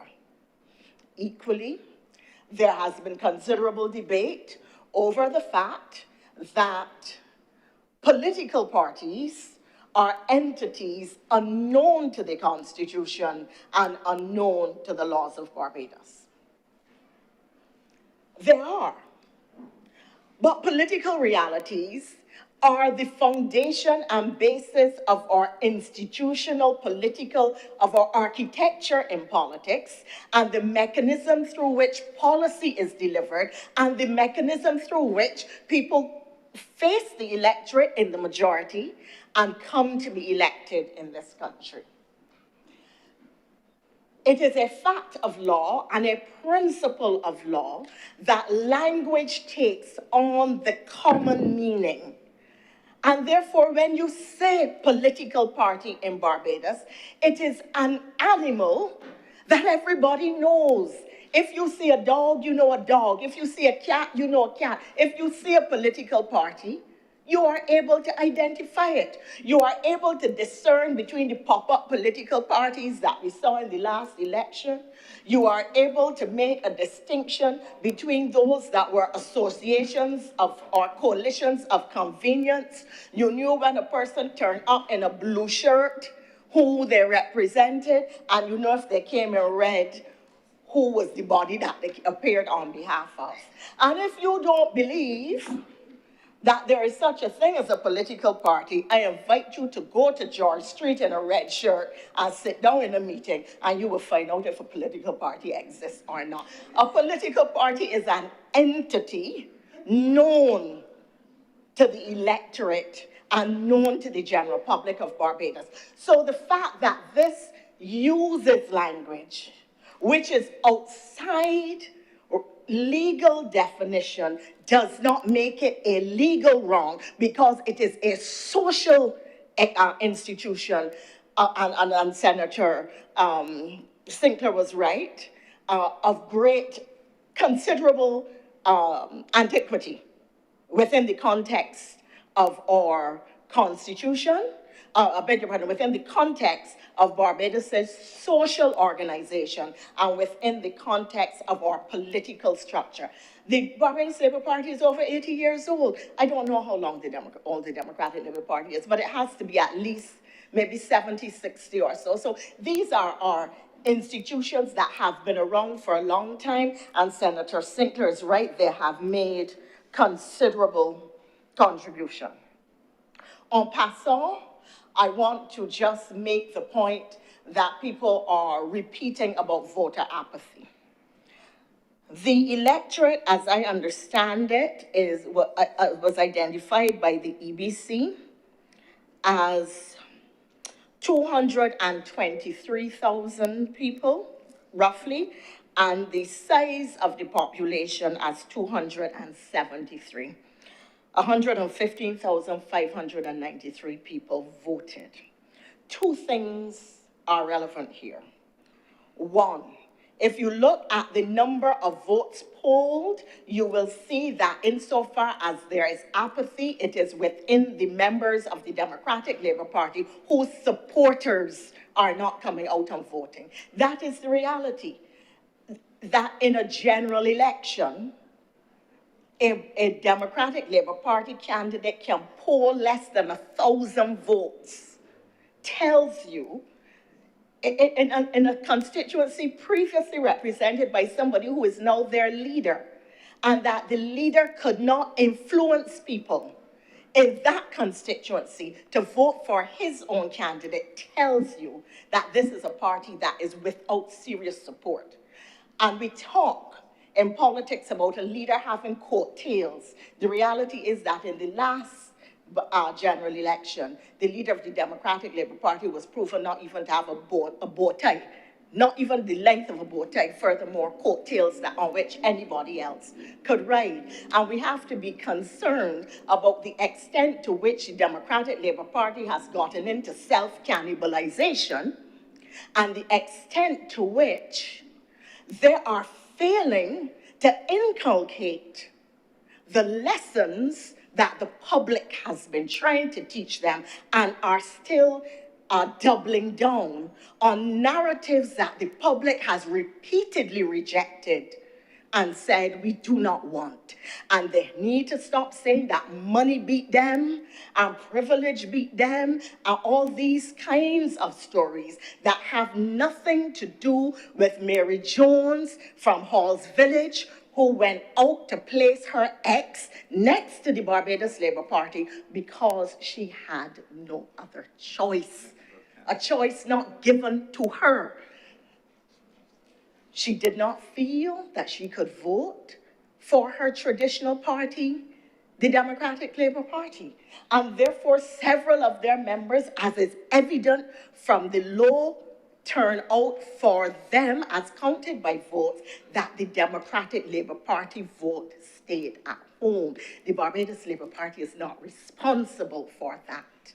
The second thing about these numbers is that if, in fact, there are 273,000 people in the population, then it stands to reason that there probably are not 223,000 people as registered electors. The numbers are terribly wrong.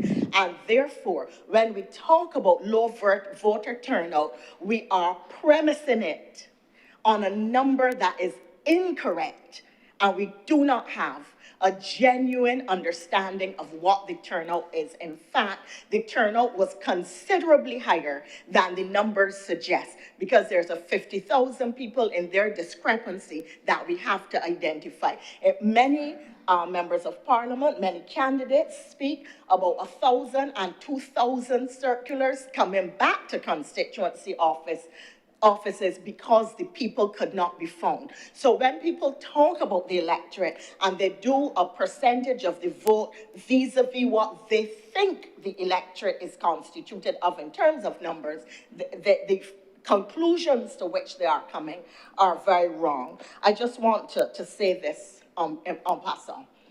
I turn my attention, therefore, sir, to another matter, and it is this.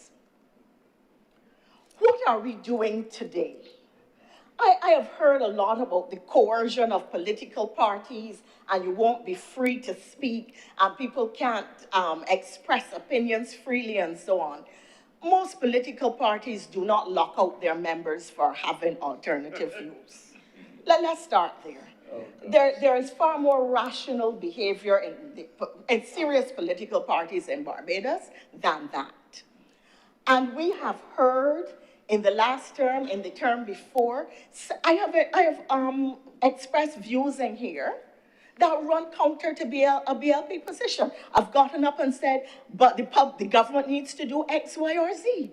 Or so-and-so is a failing at which they need to look. Or this legislation stops short of what the country or society requires. Now, I'm not an elected parliamentarian, but we have heard parliamentarians in the other place, the representative for Christchurch East, the representative for St. Philip, several other parliamentarians have gotten up and expressed virulent dissent with the party's positions without attracting any censure, any ire, any public disapprobation, or any kind of punishment at all. So the notion that the Barbados Labour Party is rushing to bring legislation that instead of punishing people, or that they want to use the legislation to punish and oust people, is absolutely false. I would remind the public that these candidates who were elected are people who the party ran and consciously ran,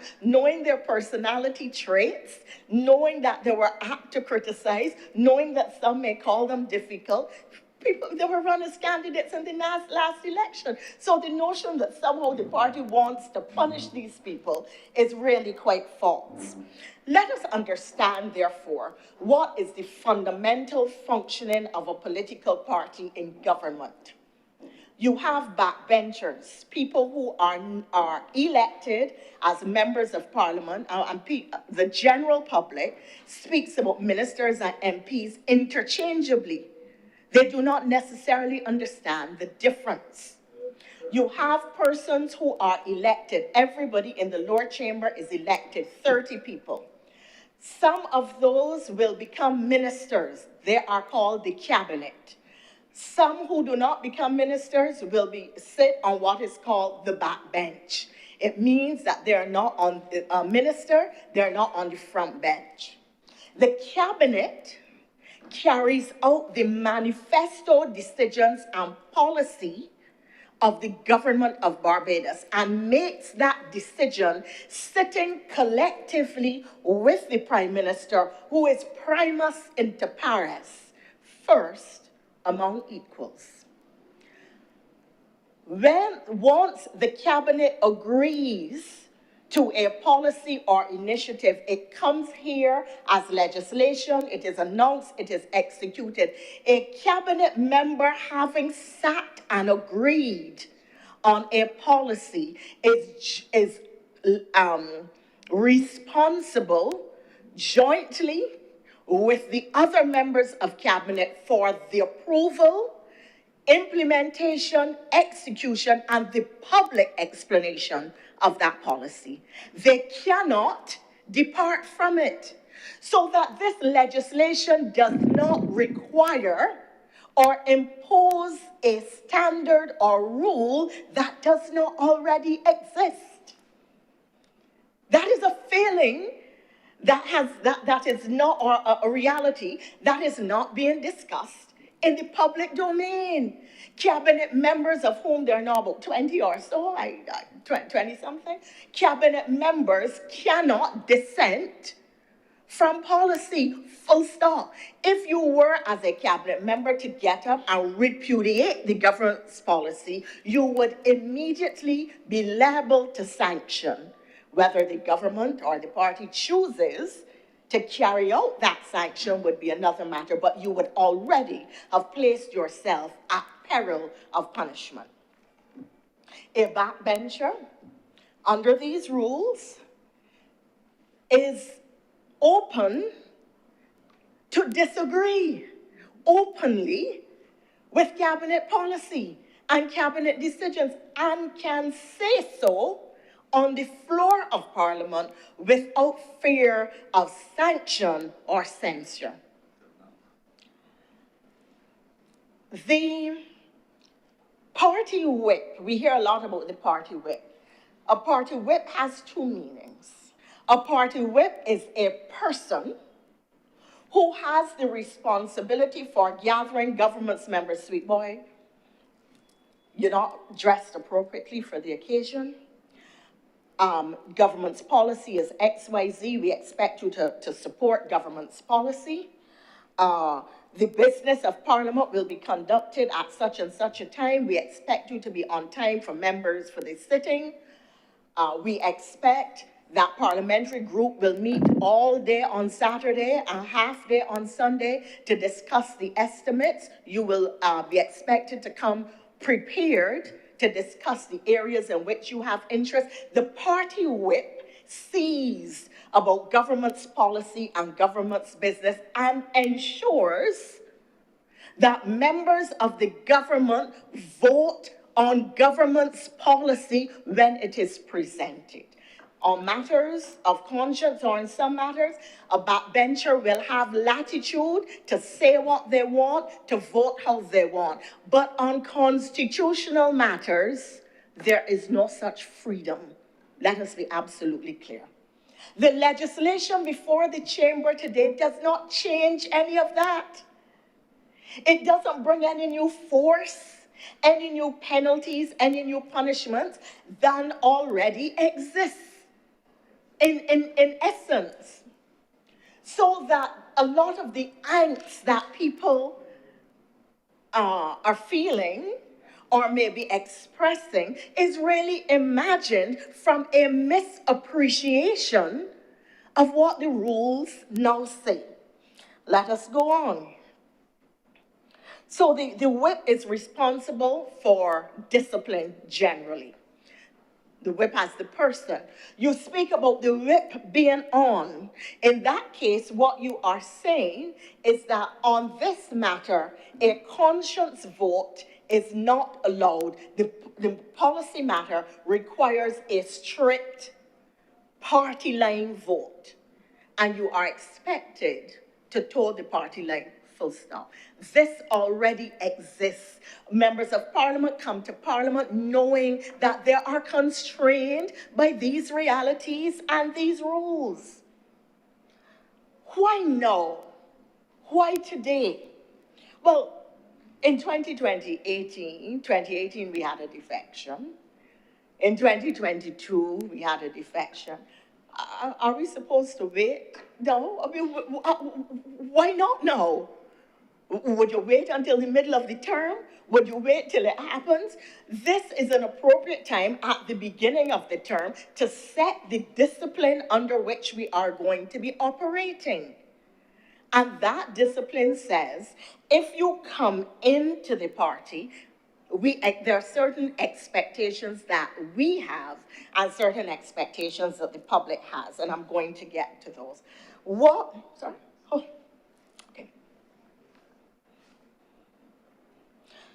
The legislation gives to the court the right to intervene, to make changes, and to effect remedies if a process is breached, if you were to use the Barbadian word unfair, or if something was done that represents some injustice in relation to you, and what happens should there be an attempt to expel you. Now, the legislation attempts to make a seat vacant where an individual does not follow the party whip or where the individual crosses the floor. And I want to deal with this matter of crossing the floor. When you are elected by individuals. You go representing a particular party, which has a manifesto, except if you're the Democratic Labour Party and you present it 3 days or 2 days before the election. It is taken that the party will have a manifesto. It will have a policy position, and members of the electorate are voting on that. Our elections have become presidential contests.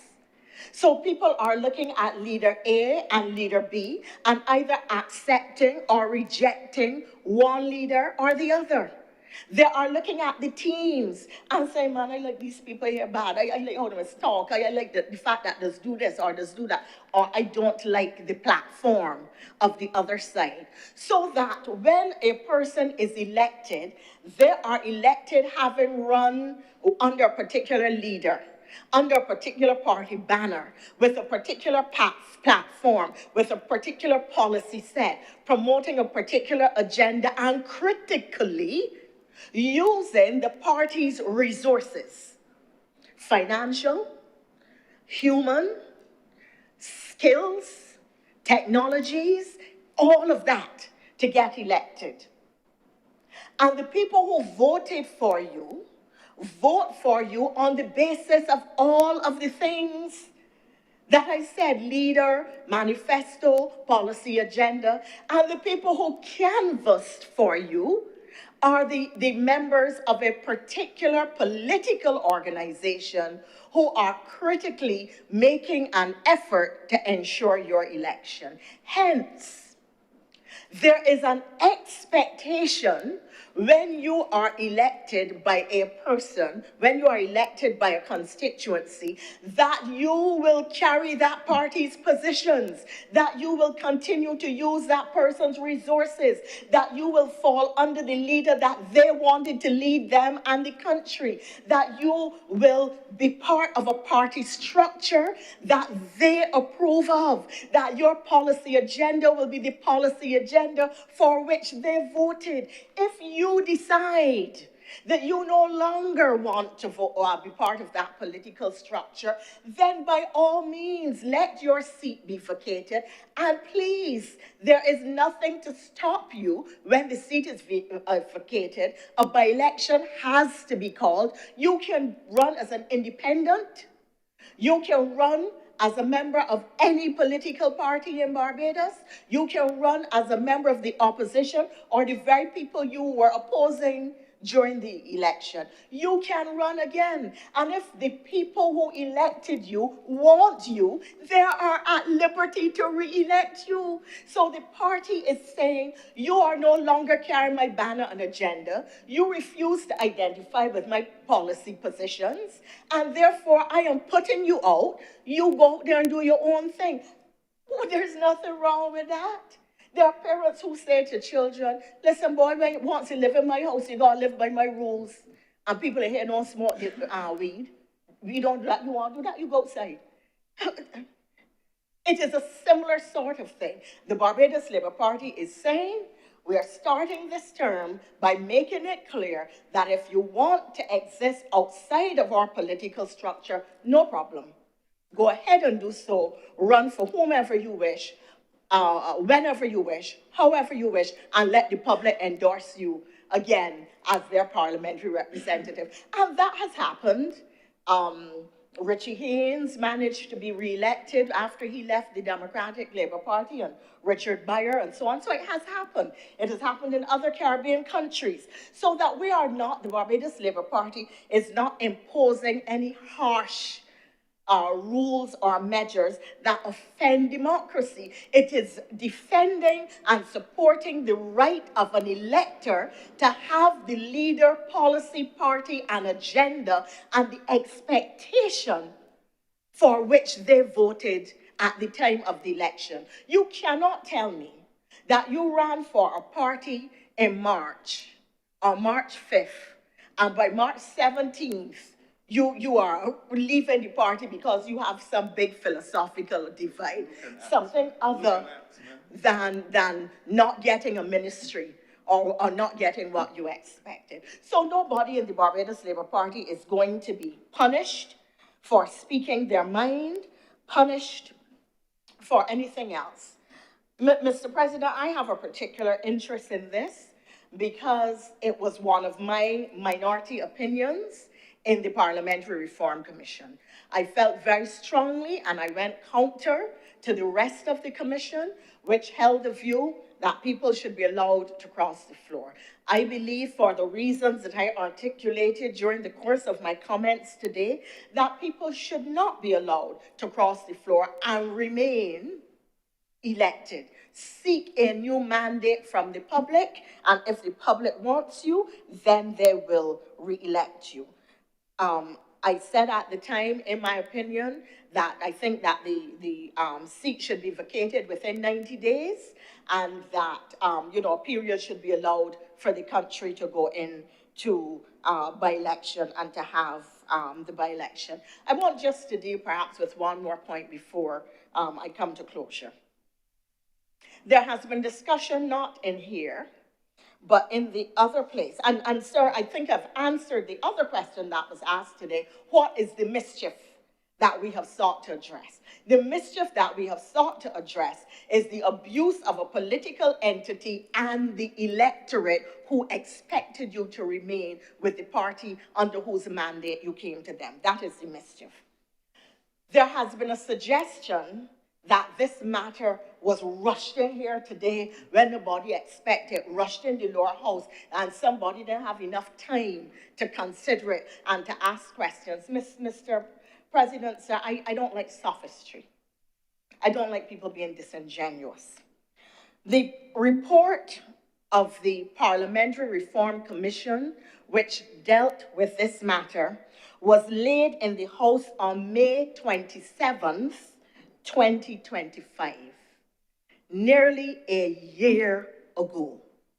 So every sitting member of Parliament, particularly those now saying that they didn't have adequate time, had more than adequate time if they were interested in doing their work or in the people's business to read the report, digest it, and address the issues within the context of the party structure. I go further, sir.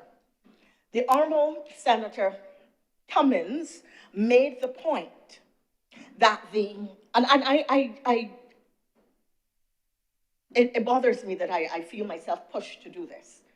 The Honourable Senator Cummins made the point that the Barbados Parliamentary Group, Barbados Labour Party Parliamentary Group, meets every Monday evening. All members of Parliament are invited. Mr. President, sir, I can say to you and to the public of Barbados, because this needs to be known, because somebody is now being held up of a paragon of right resistance. The Parliamentary Reform Report was put before the parliamentary party. There were 3 or 4 extraordinary meetings of the parliamentary party to deal with the measures and the recommendations of the report. Every member of Parliament had an opportunity to speak to these matters at length. As somebody who sat on the Parliamentary Reform Commission and in my capacity as Deputy President, I was invited to speak to and present.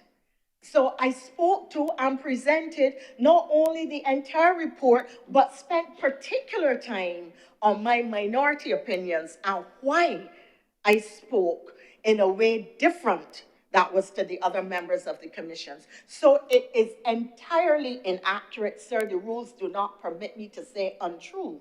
It is entirely inaccurate that there was no adequate time to consider this matter and that it was being rushed and forced on members when, in fact, for well over a year, the parliamentary group of the Barbados Labour Party has been considering this matter and its positions on the matter, both at the personal and at the party level. And I'm deeply, deeply concerned that I could see in the public domain something contrary to this and a suggestion that this matter was being rushed without giving persons who were members of Parliament before. I can see that new senators may say that they were not as familiar with it, but certainly, sir, nobody who was a parliamentarian for any considerable time could say under Barbados Labour Party that this is all new to them, because there was very intense, very extensive, pronounced discussion within the context of the party structure.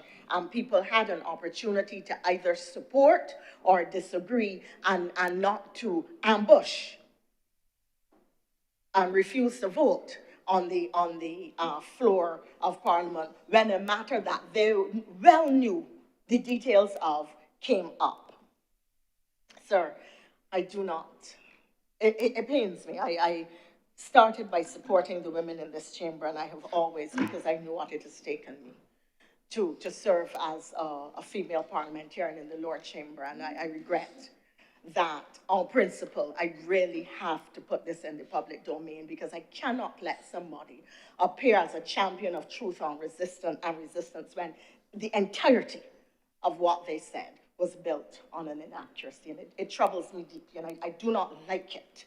And I do not like to see it, and I will not condone it, and I will not let it pass. Sir, you are asking me to come to closure. I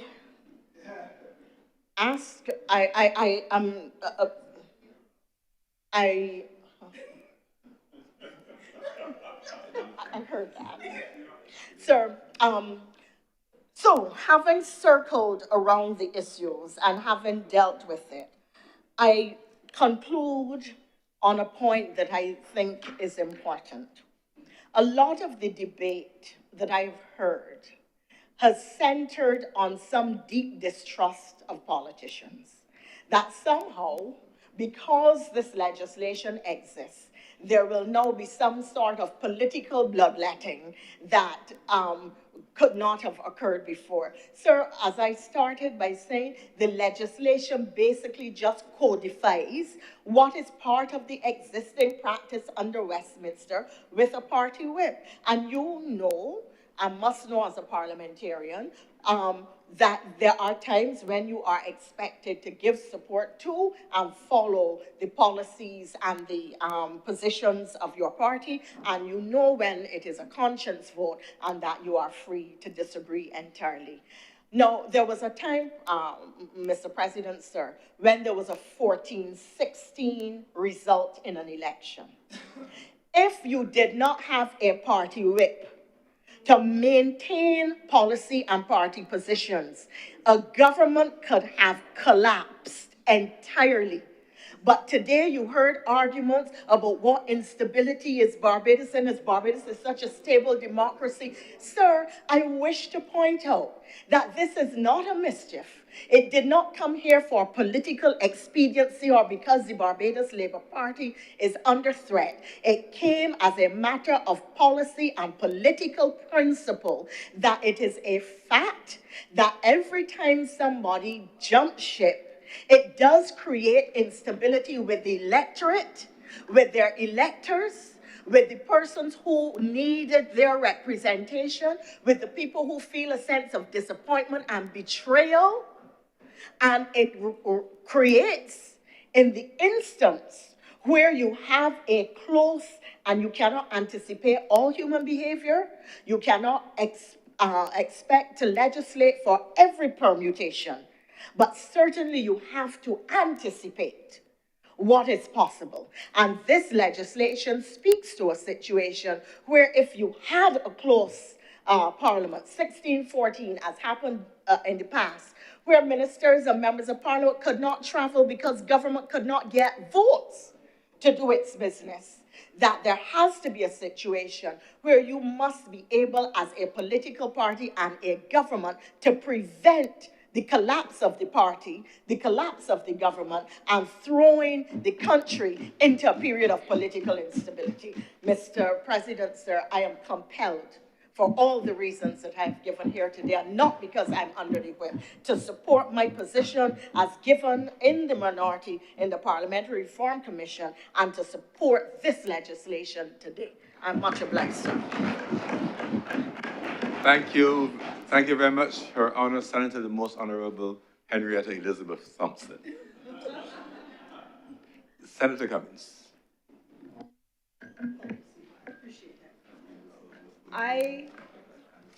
I'm obliged today, not just to the honorable senators who have all spoken, but to the richness of today's debate. We've had a robust discussion and we've had multiple perspectives. It has most certainly not been an echo chamber in this honorable chamber today. But for the benefit of those who are joining us for the first time in this chamber or online, it is my custom as the party whip for the Barbados Labour Party and the leader of government business in this chamber to take a moment to respond to the things that have been raised and to attempt to address any concerns that have been raised. Now, Senator Walters may have been unintentionally, because I do not wish to impute improper motive, unintentionally misleading the chamber in his presentation. He began his presentation by speaking under correction by the president thereafter about tinkering with the Constitution between 2018 and now. And in all instances, based on what was being described, it was not in the interest of people. Mr. President, I want to draw your attention to, yes, the additional constitutional amendments that were made during the course of 2018 and now.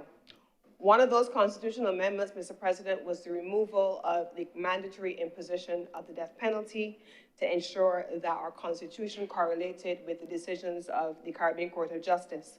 We also made, Mr. President, amendments to the Bail Act.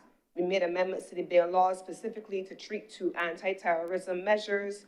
And most significantly, Mr. President, I believe the very last thing that was done in this chamber before we rose prior to the election was a slew of public service appointments, Mr. President, that brought a level of automaticity in public service appointments.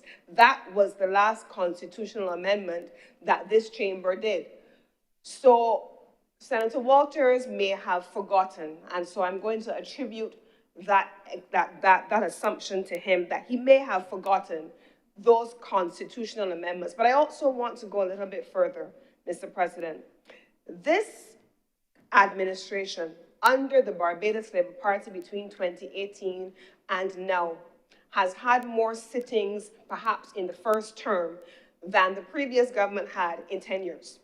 And so now, yes, in the other place for sure, simply because of the sheer volume of legislation generally that came through this parliament, Mr. President. So there's no question about that. Now, the bill that was withdrawn, I believe the honorable member spoke about, was about making sure that we had a youth presence and to have a person who was eligible to vote but not eligible to sit in the chamber at the time. And on consultation with members who sit around the table, a decision was made that we could not muster the supporting number of votes required, and so the bill was withdrawn. However, I am pleased that we have members of the League of Young Socialists represented here on the Barbados Labour Party side, and who themselves represent the young vote. So, Mr. President, I want to say that I believe that Senator, or Deputy President, has already thoroughly spoken to the question of Constitutional Reform Commission and the Parliamentary Reform Commission, and that it is a minority opinion. I have to say, though, however, that beyond those two things, I can't think of much else that Senator Walters said that I can respond to. Now, Senator Rogers, I believe that Senator Thompson also raised many of the issues. Now, I want to put something here in context.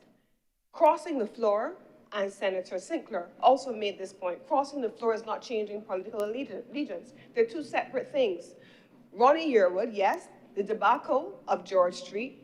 Ronnie Yearwood was not a member of the other place. He was not a sitting MP when he was expelled.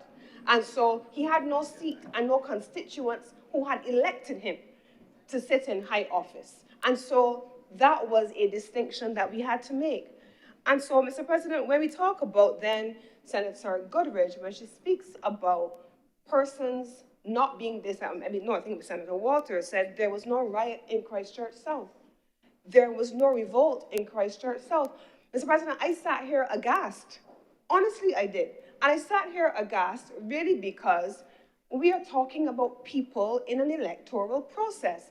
Is it to say that we as a people are comfortable with the idea that a person can be elected and then vanish from the electoral constituency that voted for them for a number of years, and because there was no burning of tires, blocking of streets, protests in the streets, that persons were not disadvantaged? Is that what we're saying in a modern context? What about the persons who, never mind whether they sat in Parliament and shouted from the mountaintops for 12 hours and said much of nothing or not? Never mind that. Never mind that. What happens to the old lady who needs help from a constituency representative who was abandoned for 2+ years? That does not need a riot. That just needs heart and it needs conscience. And anyone who does not see that as a distinction between political instability and what the importance of democracy must represent should not be in the other place. And perhaps that is a clear indication of why persons are here and not in the other place today. Now, Mr. President, I want to commend young Senator Slocum for his maiden contribution. He articulated not just his presentation coming as a person who has worked across the region with political parties and understands political structures, someone who is young himself, and understands what other persons are saying, and someone who hears the responses of persons calling in on the radio with concerns, and I want to commend him for his comments. Senator Malalu, in his presentation, and I sent to my car to get a copy of the Barbados Labour Party manifesto and the Red Record. This is not a government that has come into office for the first time. This is a government that has been the government. And so therefore, Mr. President, when we talk about the first order priorities, the new global order, there is a Minister of Foreign Affairs for that. When we speak about crime, there is an Attorney General, there is a Minister of Legal Affairs and responsible for the police for that. When we speak about public sector reform, there is a minister with responsibility for the public service with responsibility for that. Those are not legislative matters, and they continue every single day in the day-to-day administration of the government. That's not what we come here to do on a day-to-day basis. That's the difference between the work of a cabinet and the work of a parliament. They're two separate things. And the Barbados Labour Party manifesto of 2026, a covenant of which we are very proud, with the signatures of all of our members, outlines very clearly what our priorities are. It includes every last one of the things that have been listed here, from tax measures, facilitation, what the provisions were for inviting investment into the country and offering concessions, and of course, healthcare. All of these things are policy matters. They're not in and of themselves legislative matters, and so they remain the priorities of the government. They're the things we campaigned on. And so they don't necessarily need to be the first thing we bring to the parliament, because they were the first things we brought to the government by way of a manifesto. And the reason why persons were able to identify what those things were that we stood for was because, unlike others, we presented a manifesto. We were very clear as to what we stood for. We gave people adequate time to be able to review what we stood for. But because we were also not a new government, because we had a record on which we had to stand, we brought a red record. What have we done? What is in train? What is proposed? What has been done? That was the Barbados Labour Party way, Mr. President. Now, Senator Sinclair gave a masterclass, followed by yet another masterclass, one in political theory, one in political history, and one in politics and history. Mr. President, the Honorable Deputy President is absolutely right. Those of us who were in the last parliamentary party, I remember it well. It was more than once. We met on a Saturday. In the first instance, and I know because I was a scribe, and then sent Madam Deputy my scribbled notes. and Senator, who would have been Senator Chantal Monroe Knight? No, the Honorable Chantal Monroe Knight. We took careful notes of the recommendations of the Parliamentary Reform Commission. We shared them with Madam Deputy President because she was the representative and she facilitated our meetings. And every member of the parliamentary group had the opportunity, because they were invited to be there, to go through not one, not some, and not others, every single item. It was a laborious process. And so I cannot say, as a member of the Barbados Labour Party parliamentary group since 2018 and since the Parliamentary Reform Commission report was completed, that I had not had any time to go over what was the minority opinion. Moreover, I cannot say, as a member of the Barbados Labour Party parliamentary group, and having led the debate on the report of the PRC in this chamber after it came from the other place, I cannot say that I did not know what the proposals were, and I had not had enough time. They were more than adequately ventilated in this Barbados Labour Party, as could have been the case with any other political party, because they were made public. Now, Senator Goodridge made a number of points about freedom of association. Nothing in this legislation prevents persons from having freedom of association. There's nothing in this legislation that prevents a person from dissenting. And I believe we've heard even in the Barbados Labour Party, the government who has presented this proposal, that we have members who dissent all the time. All the time. In the other place, there are members who dissent. In this place, we have had it. I remember when I was a senator, sitting where Senator Benjamin is sitting, there were bills that came here. I was not a member of cabinet, but I wasn't so sure how I felt about them. And I either didn't speak until I understood what it was about, or there were instances where I raised queries and asked for more to be done to address specific concerns. Mr. President, the role of the party whip also means that if you have a concern, it's like when you're in a family, when you're home, if I have a problem with you, I ain't going down the road and telling the neighbor before I come and tell you. I am going to use the access that I have internal to my household, and I'm going to raise what my concerns are, and I'm going to interrogate what the responses are, and then I will come to a conclusion. That's the Barbados Labour Party way. And we have robust discussions in parliamentary group.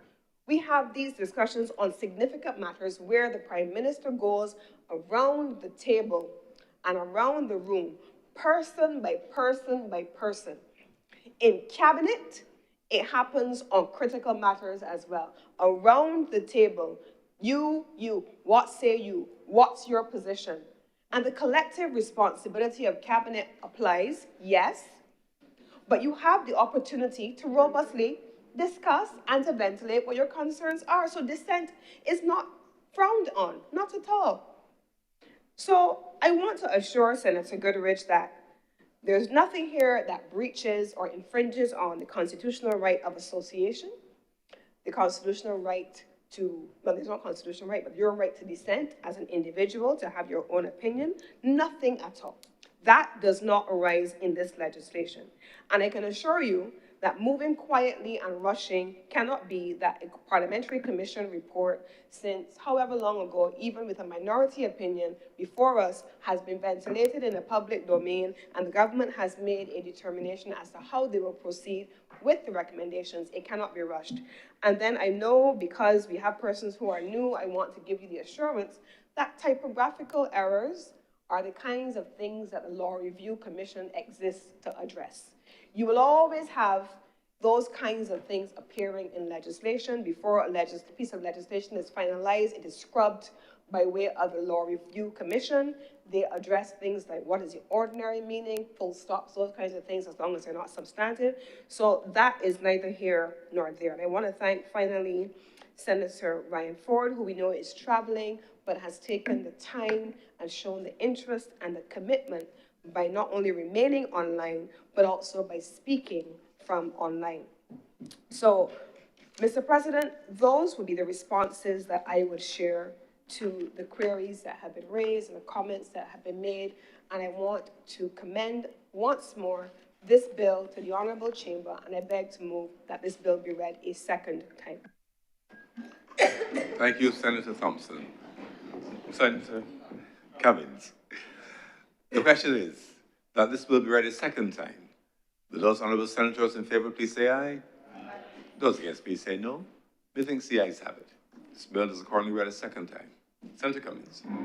Mr. President, I beg to move that Your Honour do now leave the chair and the Senate resolve itself into committee for further consideration of this bill. The question is that I do now leave the chair and the Honourable Senate resolve itself in the committee for further consideration of this bill. Will those honourable senators in favour please say aye? Aye. Those against please say no. Methinks the ayes have it.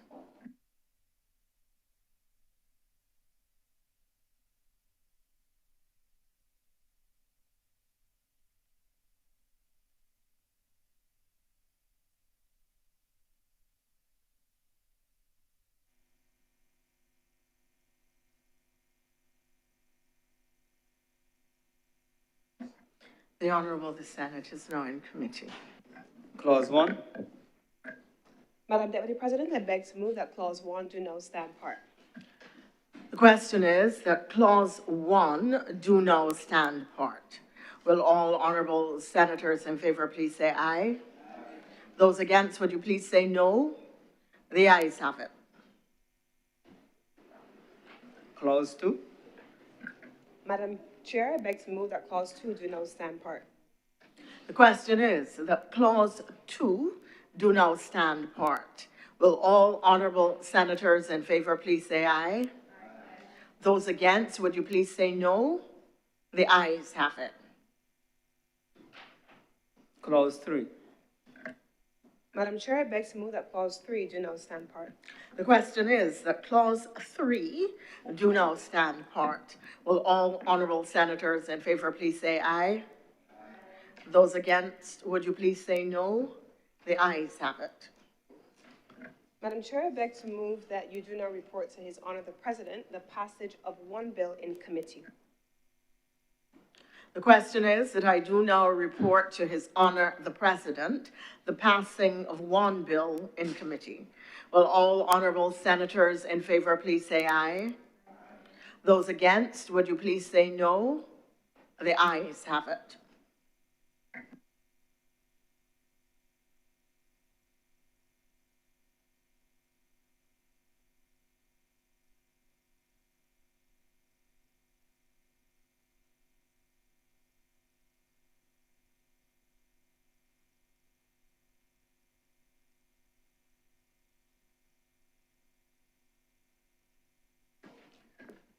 The chairman has reported the passing of one bill in committee. Senator Cummins. Mr. President, I beg to move that this bill now be read a third time. The question is that this bill be read a third time. Will those honorable senators in favor please say aye? Aye. Those against please say no. The next, the ayes have it. Senator Cummins. Yeah. No, you have to move the passing. Mr. President, I beg to move that this bill do now pass and be cited as a Constitution Amendment Act 2026. Before I hand over to the clerk, this being the Constitution bill, we will take a individual vote. Let me just ask those senators who are online, we will change the configuration, but you need to have your cameras on so we can see you as you take your vote and your call by the clerk of Parliament.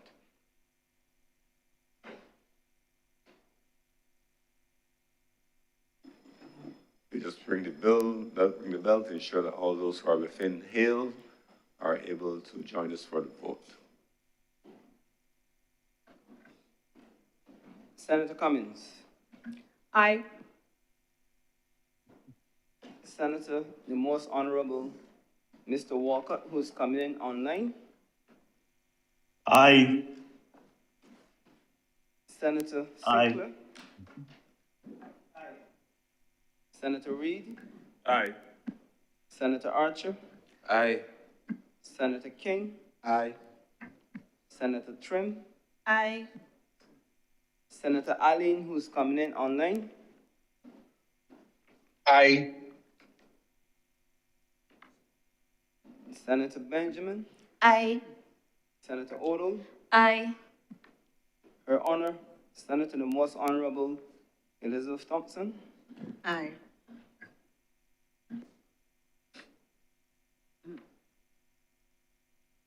Senator Reverend Canon Dr. Rogers. No. Senator Malalu, who is coming in online. Aye. Senator Dr. Kenneth Connell, who's coming in online. Abstain. Senator Nels. Aye. Senator Redmond. Aye. Senator Ford, who's coming in online. Aye. Abstain.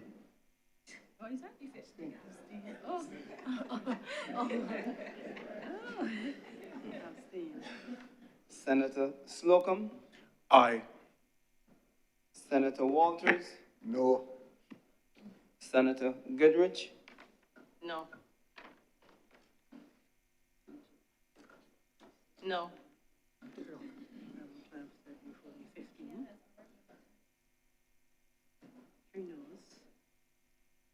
2 abstentions. 3 noes. 1, 2, 3 noes there. And 2 abstentions. Mr. President, the results of the division is as follows. 15 honorable senators voted in favor. 3 honorable senators voted against, and there were 2 abstentions. The 2/3 majority as required by the Constitution has been reached.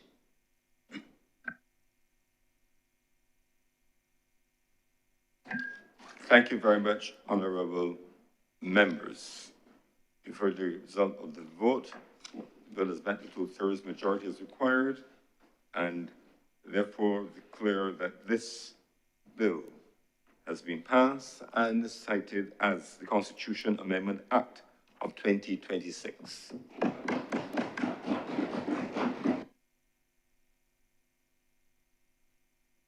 Senator Cummings. Thank you very much, Mr. President. This concludes government business for today, and I'd like to move that this sitting of the Senate be adjourned sine die. The question is that the Honorable the Senate will now adjourn sine die. Will those honorable senators in favor please say aye? Aye. Those against please say no. The ayes have it. Senate is accordingly adjourned sine die.